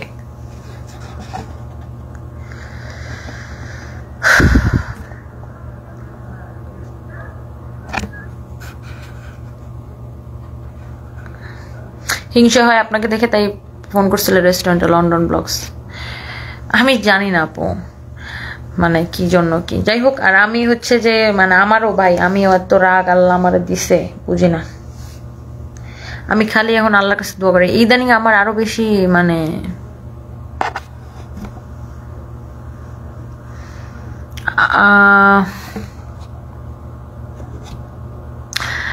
আপনার যে অহংকার, একদিন দেখবেন আর আর কি জানো, আর যে এনটিভি, আমার অহংকারের কথাটা কেউ বলতে পারবে না। আমার কোনো অহংকার নাই, আমি অনেক মাটির মতো মানুষ, এবং আমি আল্লাহকে সবসময় বলি, আল্লাহ আমার মাটির সাথে, মাটির দিকে, মানে মাটির মতো শান্ত করে দাও। মানে আমি কখনই অহংকার করি না। বাট হ্যাঁ, কেউ যদি আমার পায়ের মধ্যে পাড়া দিয়ে এসে লাগালাগি করতে চাই, তখন আবার আমি তারে ছাড়ি না, তখন আমি তারে 2টা চুম্মা দিয়ে দিই। আপনার মতো, যেমন আপনার এখন আমি 2টা চুম্মা দিয়ে দিকে ব্লক করে বাইর করে দিব, আউট।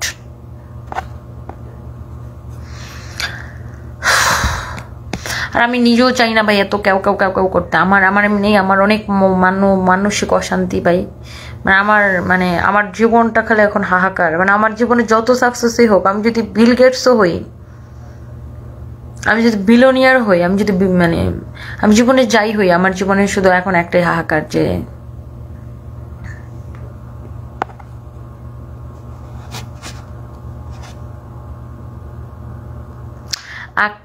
আতিকা আকলিমা, আপনি নিজে লিবো চেপছেন, উনি শান্ত ছিলেন, মামলার হয়রানির ভয়, এখন ক্ষমা চাও।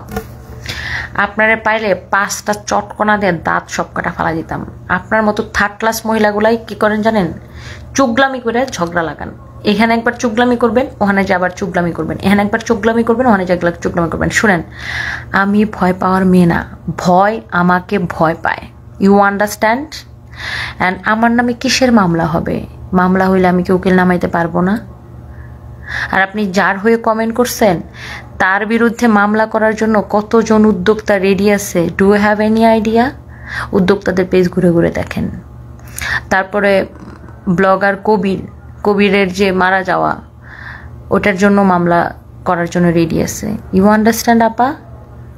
হত্যা মামলা আর এদিকে প্রতারণার মামলা। অনেক উদ্যোক্তা প্রতারণার মামলা করার জন্য রেডি হয়ে বসে আছে। সো আপনার মতো চুগলা মহিলাগুলা কি করেন জানেন? আতিকা আলিমা চুগলা, আপনার নাম দিলাম আতিকা আলিমা চুগলা। শুনেন, আমি যে এই সত্যি কথাগুলো বলি, তো এই জন্য আবার কিছু সুশীলের আবার ভালো লাগে না, কিন্তু আমি আপনাদের মতো লেবাসদারি সুশীল হইতে পারি না।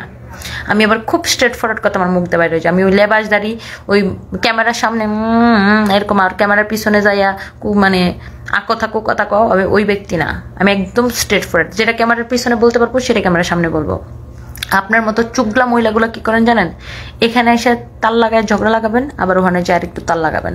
এখানে এসে বলবেন আপনার লয় তো এটা কইছে, আবার ওখানে দেখবেন আপনার লয় তো এটা কইছে।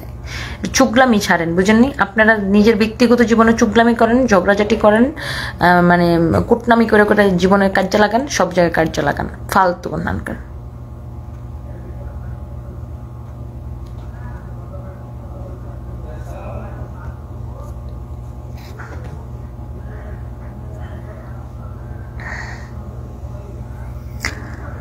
যাই হোক, এই হচ্ছে বিষয়। আমি দেখি আমার কে যেন ফোন দিতেছে।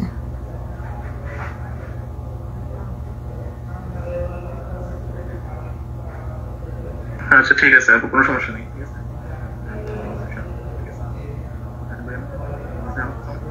আপনি আসছেন বলে তো আপনার 12টা বাজে আপনার গাড়ি আসবে, ঠিক আছে? 12টা বাজে গাড়ি আসবে,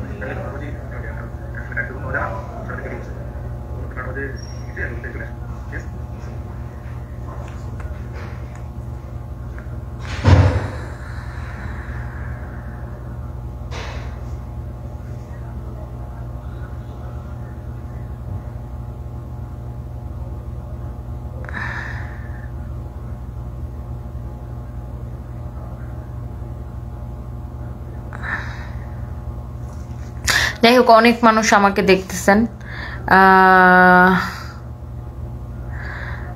এই চুন্নি 2 দিন পর পর মানুষের বিজনেস আইডিয়া, প্রোডাক্ট নিয়ে চুরি করে ব্যবসা করে, ফেক চকবাজারের জিনিস দিয়ে আবার এইখানে সে সুশীল সাজতেছে। ও যে নিজে উল্টাপাল্টা লাইভে বলে, ফেক অ্যাক্টিং দিয়ে ভাইরাল হয়, ব্যবসা করছে ফালতু টাকার। আমার বোন লিখছে একজন একটা স্ক্রিনশট দিয়ে।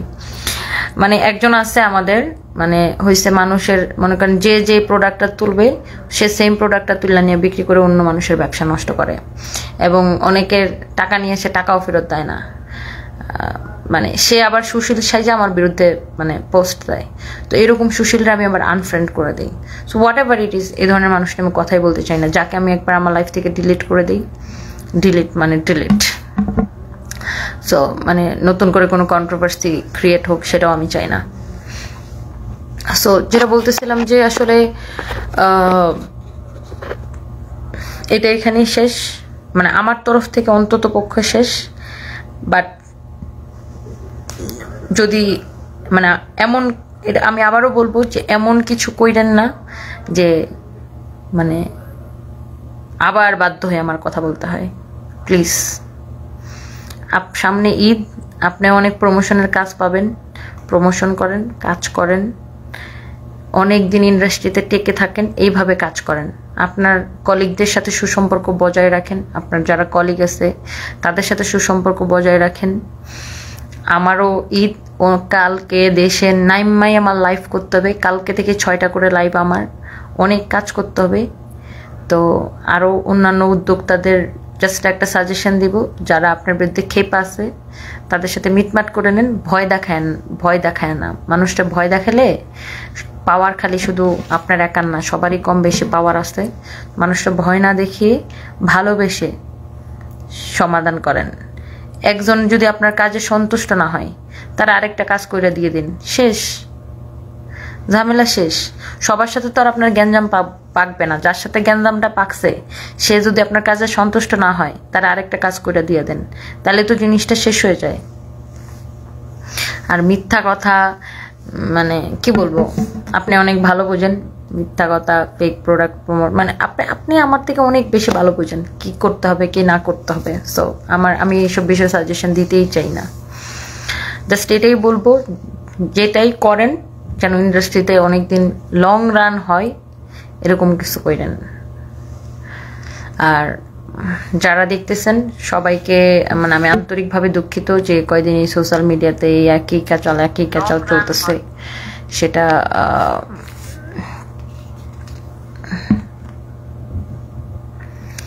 নিহাল আরচুলি কিছু, আমি তোমার ছোট বোন, আমি তোমার থেকে অন্তত হাজবেন্ডের পাশে কিভাবে থাকতে এবং কথা কিভাবে জবাব দিতে হয় শিখতে পারলাম। Thank you so much.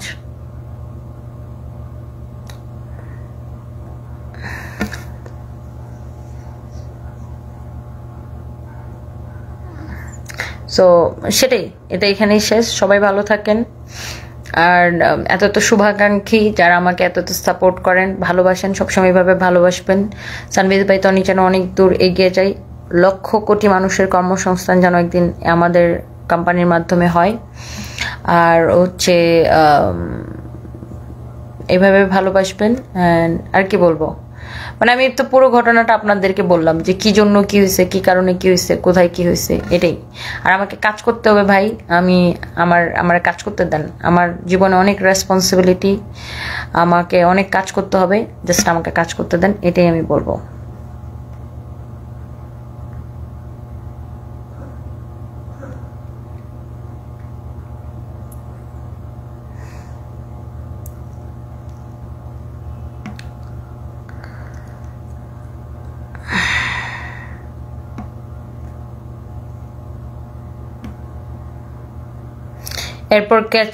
এরপর থেকে খুঁচালে আপনি লিগেল অ্যাকশন নিয়ে আপু, এইভাবে আপনাকে রাগিয়ে আপনার ইমেজ ডাউন করার চেষ্টা আছে। হেন আর্টিস্ট বাই সাদিয়া, সেটাই, মানে আমি চাই যে খুচাখুচি বন্ধ হোক, প্লিজ স্টপ ইট। মানে আমার দিক থেকে তো আমি বললাম আপু, আমি আসলে যেদিন মক্কাতে আসছি, এসে নামার আগেই আমি জিনিসটা থামানোর জন্য স্ট্যাটাস দিছি, কিন্তু আসলে তিনি থামে নাই। তিনি প্রেস কনফারেন্স করছে, একটু পর পরে ভিডিও শেয়ার দেয়, কি করে না করে একটু পর পরে লিখে। লাস্ট যে কাজটা করছে, পুলিশ প্লাজাকে ট্যাগ করে আমার বিচার চায়, পুলিশ প্লাজাকে ট্যাগ করে সে পোস্ট করছে, যেটা মানে খুবই খারাপ। তারপর আমি বাধ্য হইলাম যে আবার এই বিষয় নিয়ে কথা বলতে।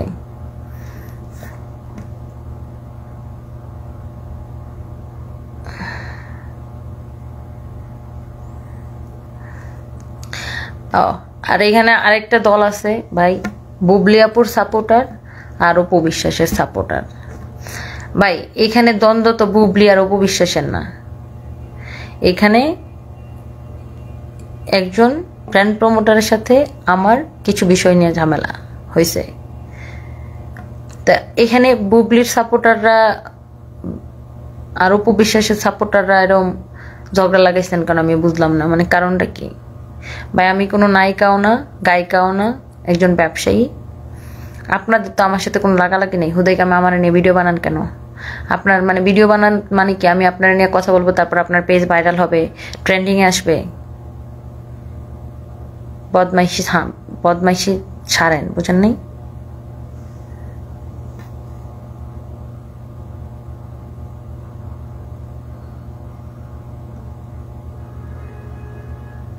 আমার কাউরে নিয়ে কোনো সমস্যা নেই, অপবিশ্বাসকে নিয়েও কোনো সমস্যা নেই, বুবলিকেও নিয়ে কোনো সমস্যা নেই। তার যার যার জীবন শেষে বুঝবে, যার যার জীবন নিয়ে তার মাথা ব্যথা।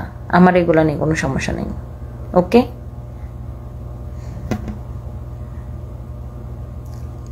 এবং ওই প্রেস কনফারেন্সে বুবলি আপুকে নিয়ে কোনো কমপ্লেন করা হয় নাই, অভিযোগও করা হয় নাই। সো আজ এটা টান্না নিজের উপরে নিয়া মানে এগুলো হচ্ছে সাপোর্টার না, এগুলো হচ্ছে কাজা বানানোর জম। এগুলোর আসলে সাপোর্টার কয় না, এগুলো শয়তান।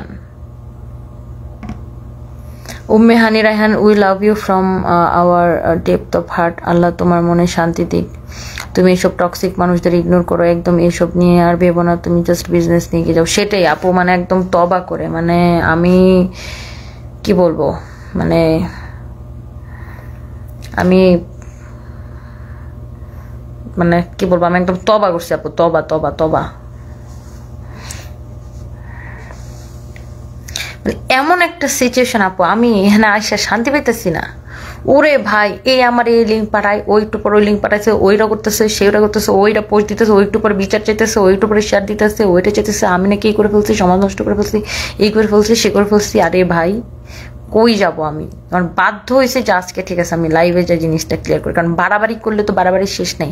আপনি আমার নামে আইনি নিউটিশ পাঠাইতে পারেন, আমি আপনার নামে 5টা পাঠাইতে পারি, আপনি 2টা পাঠাইতে পারেন, আমি 5টা পাঠাইতে পারি। আর আপনার নামে অনেক মানুষ দাঁড়ায় আছে। ইউ শুড আন্ডারস্ট্যান্ড যে আপনার নামে কতজন মানুষ আপনার নামে মামলা করতে চায়, কতজন মানুষ আপনার বিরুদ্ধে দাঁড়ায় আছে। তো সব খুচাকুচি লাড়ালাড়ি করে লাভ কি? আপনাকেও এখানে কাজ করে খেতে হবে, আমাকেও কাজ করে খেতে হবে। যারা আপনার বিরুদ্ধে দাঁড়াইছে তাদেরকেও কাজ করে খাইতে হবে। তাদেরকে খুশি করেন, তাদের সাথে মিটমাট করেন, তাদেরকে সরি বলেন। থ্রেট না, থ্রেট দিয়ে কখনো সমাধান হয় না। তাদেরকে সরি বলেন। ডাইকা শুনেন, ডাইকা বুকের মধ্যে জড়ায় ধরেন, দেখবেন তো সব শেষ হয়ে গেছে। 2টা হাসি দিয়ে কথা বলেন, শেষ। ঝগড়াঝাটি হইতেই পারে, বাট শেষ করেন। আর আমি বাপরে আল্লাহ মাপ চাই, আল্লাহ এই জীবনে আমার যেন আর কোনোদিন এই ফেসবুকে কোনো কন্ট্রোভার্সিতে যেন আল্লাহ না ফেলায়। আমি খালি মানে বিশ্বাস করবেন আপু, আমি মনে প্রত্যেকটা মানে ওয়াক্তে নামাজে খালি আল্লাহর এটা বলছে, আল্লাহ এই জীবনে কোনোদিন এই ফেসবুকের কোনো কন্ট্রোভার্সিতে আমার ফালায় না প্লিজ। ফেসবুকের মানে কেন কোনো কন্ট্রোভার্সিতে আমার আর ফালায় না। মানে কি একটা অবস্থা, যে যেটা পারে সে ওটা বলে, যে যেটা না পারে সে ওটা বলে। আমাদের ইন্ডাস্ট্রির ব্যবসায়ী, হ্যাঁ, সাইরাস কালেকশন লিখেছে তনি আপু বেস্ট, সবাই সবাইকে ক্ষমা করতে পারে না বা ক্ষমা করতে চাইতেও পারে না, বাট আপনি 2টাই করে দেখাইলেন। ক্ষমা করতে পারেন বা পারার জন্য এক অনেক বড় মনের দরকার হয়। সেলেক্ট টু ইউ তনি আপু, থ্যাংক ইউ সো মাচ আপু। আমাদের মানে ব্যবসায়ী, আমাদের কলিগ আমার ফ্রেন্ড লিস্টে থেকে আমার নিয়ে পোস্ট দেয়, অথচ এরা আমার জামাই মরার পরে একটা খবর নেয় নাই। আমার জামাইকে নিয়ে যখন সেক্সুয়াল হ্যারাসমেন্ট পোস্ট দেওয়া হলো, তখন এরা কোনো কথা বলে নাই। তখন ওরা তাকায় তাকায় মজা দেখছে। কারণ কি জানেন? এরা আমাকে হিংসা করে, প্রচন্ড লেভেলের হিংসা করে। সবাই না, এরা 2-3 জন আছে হাতে গোনা, বুঝছেন? কিন্তু আমি চাইলে ওদের সাথে অনেক কন্ট্রোভার্সি করা যায়, ওদের কাছে মানুষ টাকা পায়, কি করে অনেক কিছু করা যায়। বাট আমি মানুষটা এরকম টুস করে আনফ্রেন্ড করে দিছি, যা তোর আমার জীবনে কোনো জায়গা নেই, গেট আউট। জীবনে কোনোদিন আমার জীবনে সোশ্যাল মানে আমার ফ্রেন্ড লিস্টের তো দূরের কথা, আমার বাস্তব জীবনে আমার জীবনে এইসব মানুষের কোনো জায়গা নেই। আমার যেটা ভালো না লাগে আমি সেটা ব্লক করে দিই, আনফ্রেন্ড করে দিই। আমার কোনো কন্ট্রোভার্সির দরকার নাই, মানে একদম তবা করে কোনো দরকার নাই।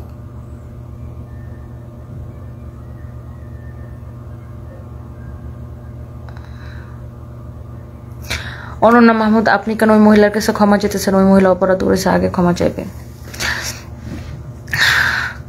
আমি জানি না আপু, আসলে কার্মা বলে একটা জিনিস আছে। আমরা যে যতটুকু করব দুনিয়াতে আমার মনে হয় ততটুকুই ফেরত পাবো। বাট আমি তো সেটাই বলতেছি যে আমার যদি, হ্যাঁ, আমি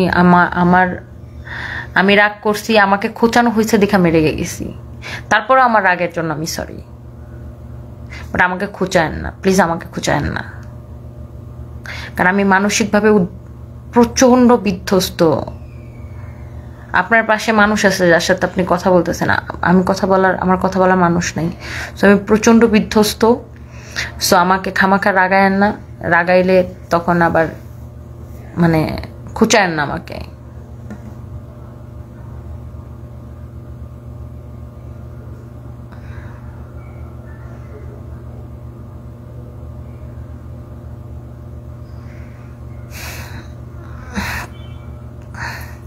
এটা এখানেই শেষ, মানে আর কি বলবো। এন্টারটেন বাই মার্জান লিখেছেন, হ্যাঁ আপু কিছু মানুষ আছে যারা আমাদের সামনে ভালোবেসে পিছনে খারাপ চায়, আমিও এমন আনফ্রেন্ড করে দিই, আমি একদম আনফ্রেন্ড করে দিই আপু, কারণ এগুলো মানুষ কাল সাপের মতো, এরা বুঝছেন না, খুবই কাল সাপের মতো, এরা ফ্রেন্ড লিস্টে থাকবে, চিপকায় মজা দেখবে, হ্যাঁ, আর সুযোগ পাইলে এরা পুজো খুব মারবে। হিংসা খুব খারাপ জিনিস। আপনি যখনই মানে সাকসেসফুল বা আপনি যখনই অন্যদের থেকে আপনার মানে আশেপাশের অন্যদের থেকে সাকসেসফুল হলেন, সবাই আপনাকে হিংসা করবে না, বাট কিছু কিছু মানুষ মারাত্মক লেভেলে হিংসা করবে, এবং হিংসা খুবই খারাপ জিনিস।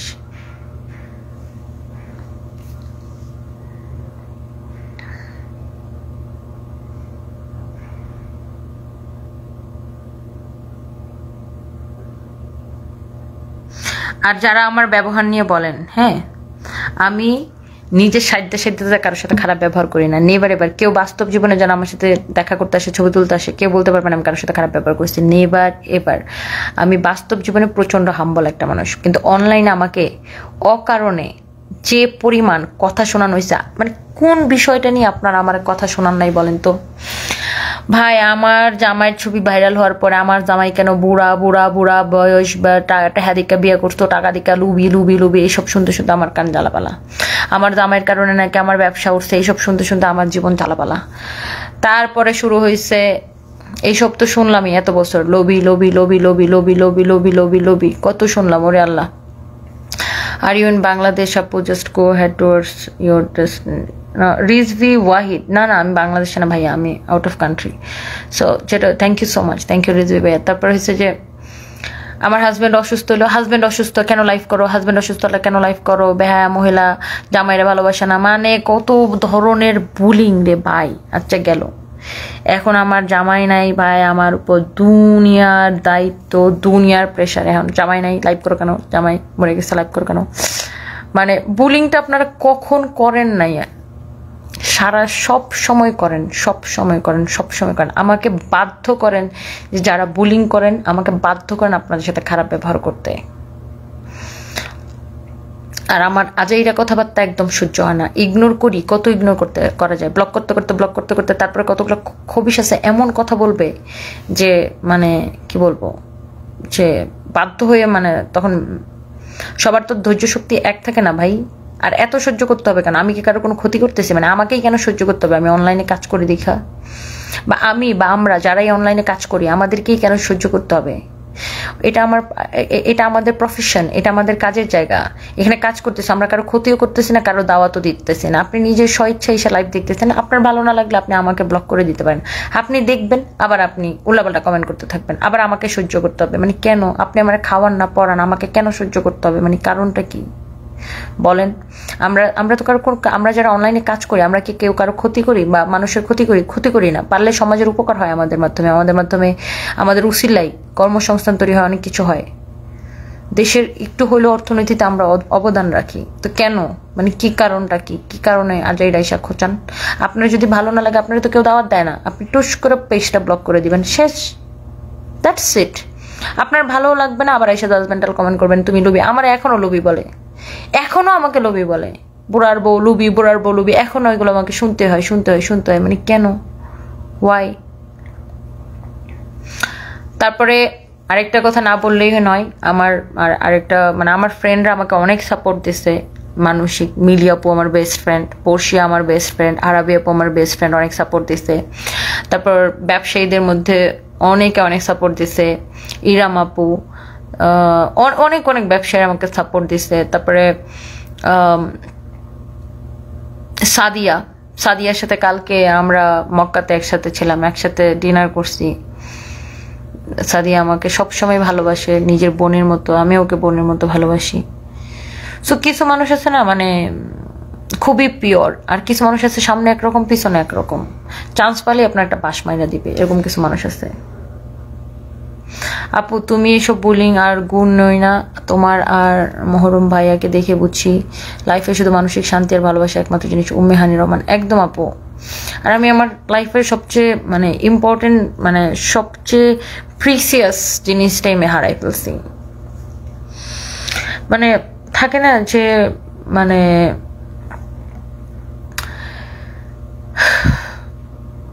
মানে একটা নিজের একান্ত মানুষের খুব দরকার জীবনে, মানে যাকে আপনি চোখ বন্ধ করে অনর্গল, যার সাথে আপনি সব কিছু বলতে পারবেন, যে আপনাকে বুঝবে, যে কখনো মাইন্ড করবে না আপনার কোনো কথায়, ভুল ধরবে না, হাইসা উড়াই দিবে, আপনার একটা নির্ভরতার জায়গা।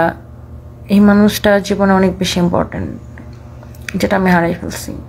অ্যান্ড এটার কোনো রিপ্লেসমেন্ট অনেক কত দিয়ে এখন দেখেন না যে মানে এত বিরক্ত লাগে আপু আমাকে, যে কত দিক দিয়ে মানুষ বিধ্বস্ত করে, বিয়ে করবেন কবে, বিয়ে করবেন কবে, বিয়ে করবেন কবে, তোমার জামাই তো তোমার হাজার হাজার কোটি টাকা দিয়ে গেছে, তুমি তো এখন ওই টাকা লয়ে একটা ইয়ং পোলা বিয়ে করবা।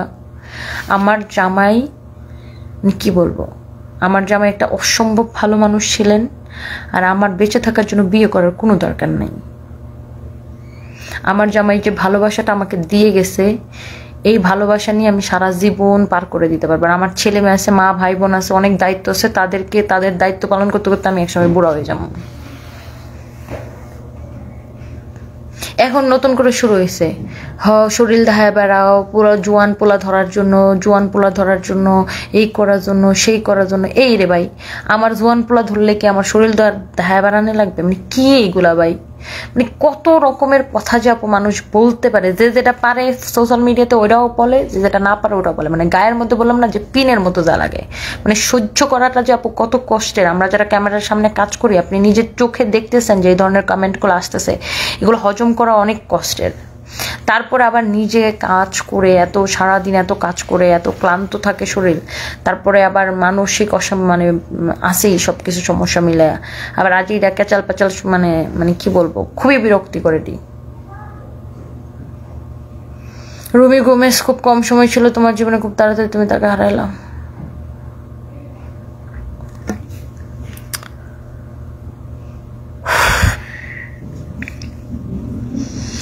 আল্লাহ ওকে নিশ্চয় অনেক ভালো রাখবে আপু, অনেক ভালো রাখবে। বাট আমি একটা লাইফ টাইম শাস্তি পাইলাম, বুঝছেন আপু, মানে পুরো লাইফ টাইম আমাকে। It's okay.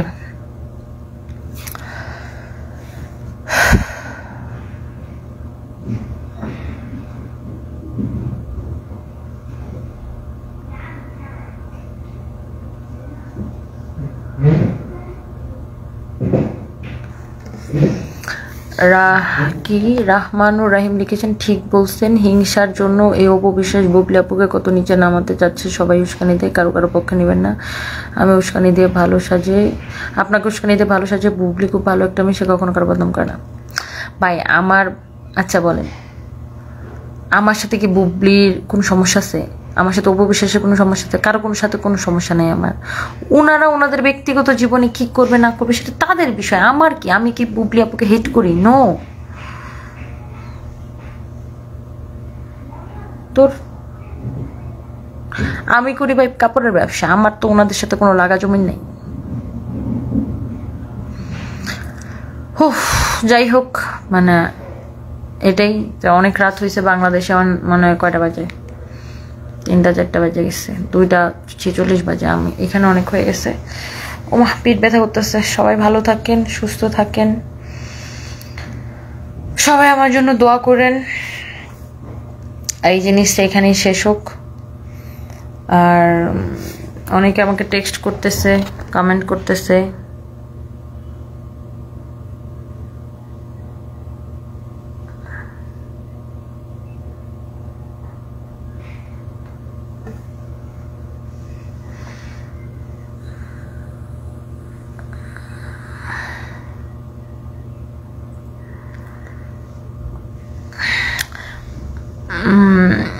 বাড়ি শাহকের হাজব্যান্ড আমাকে নিয়ে একটা স্ট্যাটাস দিছে, তিনি হচ্ছে দুঃখ প্রকাশ করে একটা স্ট্যাটাস দিছে। ঠিক আছে আলবি ভাই, আপনি যেহেতু স্ট্যাটাস দিছেন, আমিও আপনার এটা মানে অ্যাকসেপ্ট করলাম এবং আমিও দুঃখ প্রকাশ করছি। আর ফিউচারে আপনাদের সাথে আমার ভাই কোনো কিছু মানে আল্লাহ যেন আর কোনো কিছু না হোক, এটাই আপনাদের জন্য শুভকামনা। আপনারাও ভালো থাকেন, আমিও আমার জন্য দোয়া করেন, আমিও ভালো থাকি, আমার ছেলে মেয়েকে মানুষ করি, সেটাই। আমাকে ওই অনেকে আর কি স্ট্যাটাসটা স্ক্রিনশট পাঠাইতেছে এই ফোনে আর কি, তো দেখে তাই বললাম। আচ্ছা যাই হোক, সবাই ভালো থাকেন, আমার জন্য দোয়া করেন, আপনাদের জন্য অনেক দোয়া। আমি এখন একটু যাবো, আবার একটু রওজা শরীফের এখানে যাবো, যে তারপর আবার একটু বের হব।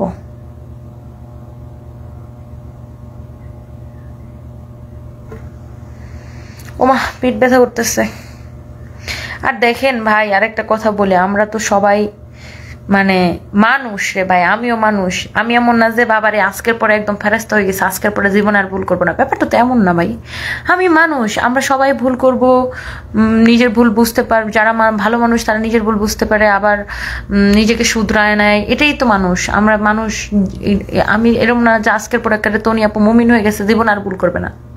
ভাই আমি রক্তে মাংসে মানা মানে গড়া মানুষ, আমার ভুল হইতে পারে, বাট আমি চেষ্টা করব মানে আমার জীবনের সবচেয়ে বেশি যেটা দরকার, আল্লাহ আমার যেন অনেক ধৈর্য দেয়, আমার রাগটা অনেক কন্ট্রোলে রাখা দরকার, এটাই জাস্ট আমি এটাই আল্লাহর কাছে দোয়া করি, দ্যাটস ইট। বাট আমি এজ এ মানুষ হিসাবে আমি খারাপ মানুষ না, এটা জানি না রেখেন। আমি কোনোদিন কারো ক্ষতি চাই না, কোনোদিন কারোর ক্রিমিনালি করি না, কোনোদিন কারোর চুগলামি করি না, কারণ নিয়ে বদনাম করি না, গসিপিং করি না, কারণ আমার জীবনে এগুলো সময় নেই। আমার সকালটা শুরু হয় ঘুম থেকে উঠা, গোসল করে নামাজ পড়ে দৌড় দৌড় দৌড়, লাইভ করো 5টা 6টা লাইভ, অফিসের এই কাজ, অফিসের সেই কাজ, এসব করো এসব করো করো করো করো কাজ করো। তারপরে কাজ করতে করতে দেখা যায় এক সময় রাত 3টা 4টা বেজে গেছে। তারপর বাসায় এসে অনেক টায়ার্ড, আবার ফ্রেশ ট্রেশ হয়ে নামাজ টামাজ পরে ঘুমাও। এই দ্যাটস মাই লাইফ। কারোর নিয়ে আজাইরা মানে গসিপিং করার, চুগলামি করার, এগুলোর সময় আমার জীবনে সত্যিই নেই। আর আমি মানে ক্রিমিনালি করার সময় আমি মনের মধ্যে কিচ্ছু রাখি না, বিশ্বাস করেন কিচ্ছু রাখি না, একদম কিচ্ছু রাখে না, এটাই। সবাই দোয়া করেন আমার জন্য, এটাই, এই আর কি।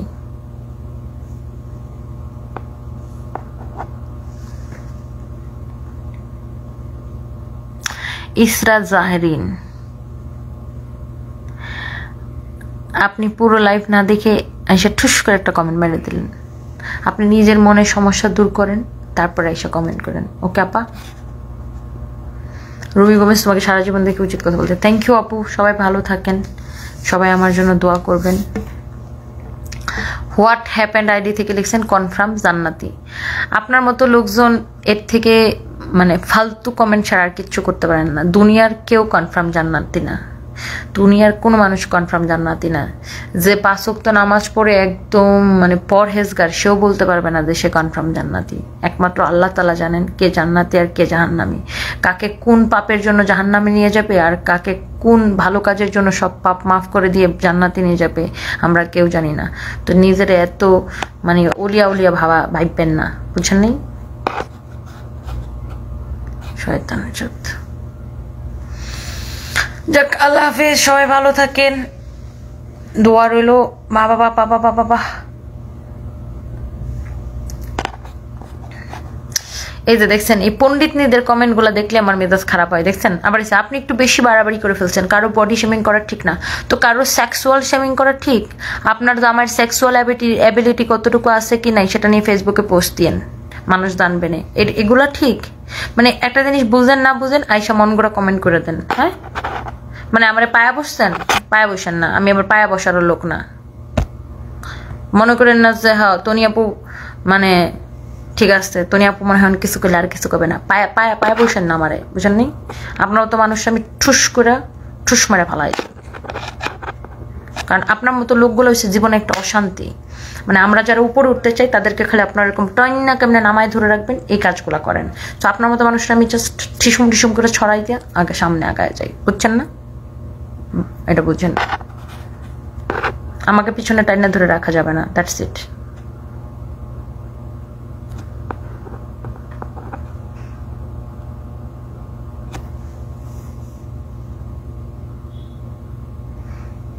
সৌদিতে গিয়েছে লাইভ করে মহিলা স্যুপ বিক্রি করলো মক্কার সামনে, সেম মহিলা আপনিও মেকআপ করে আসছে।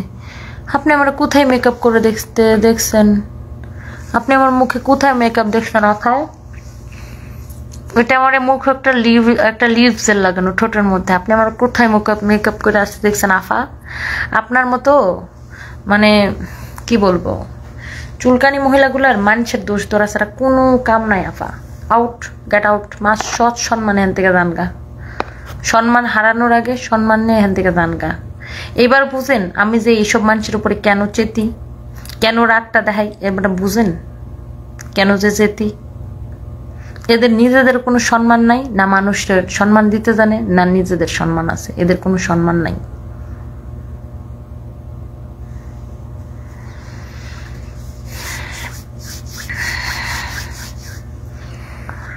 যাই হোক, সবাই ভালো থাকুন, আল্লাহ হাফিজ, বাই বাই, টাটা।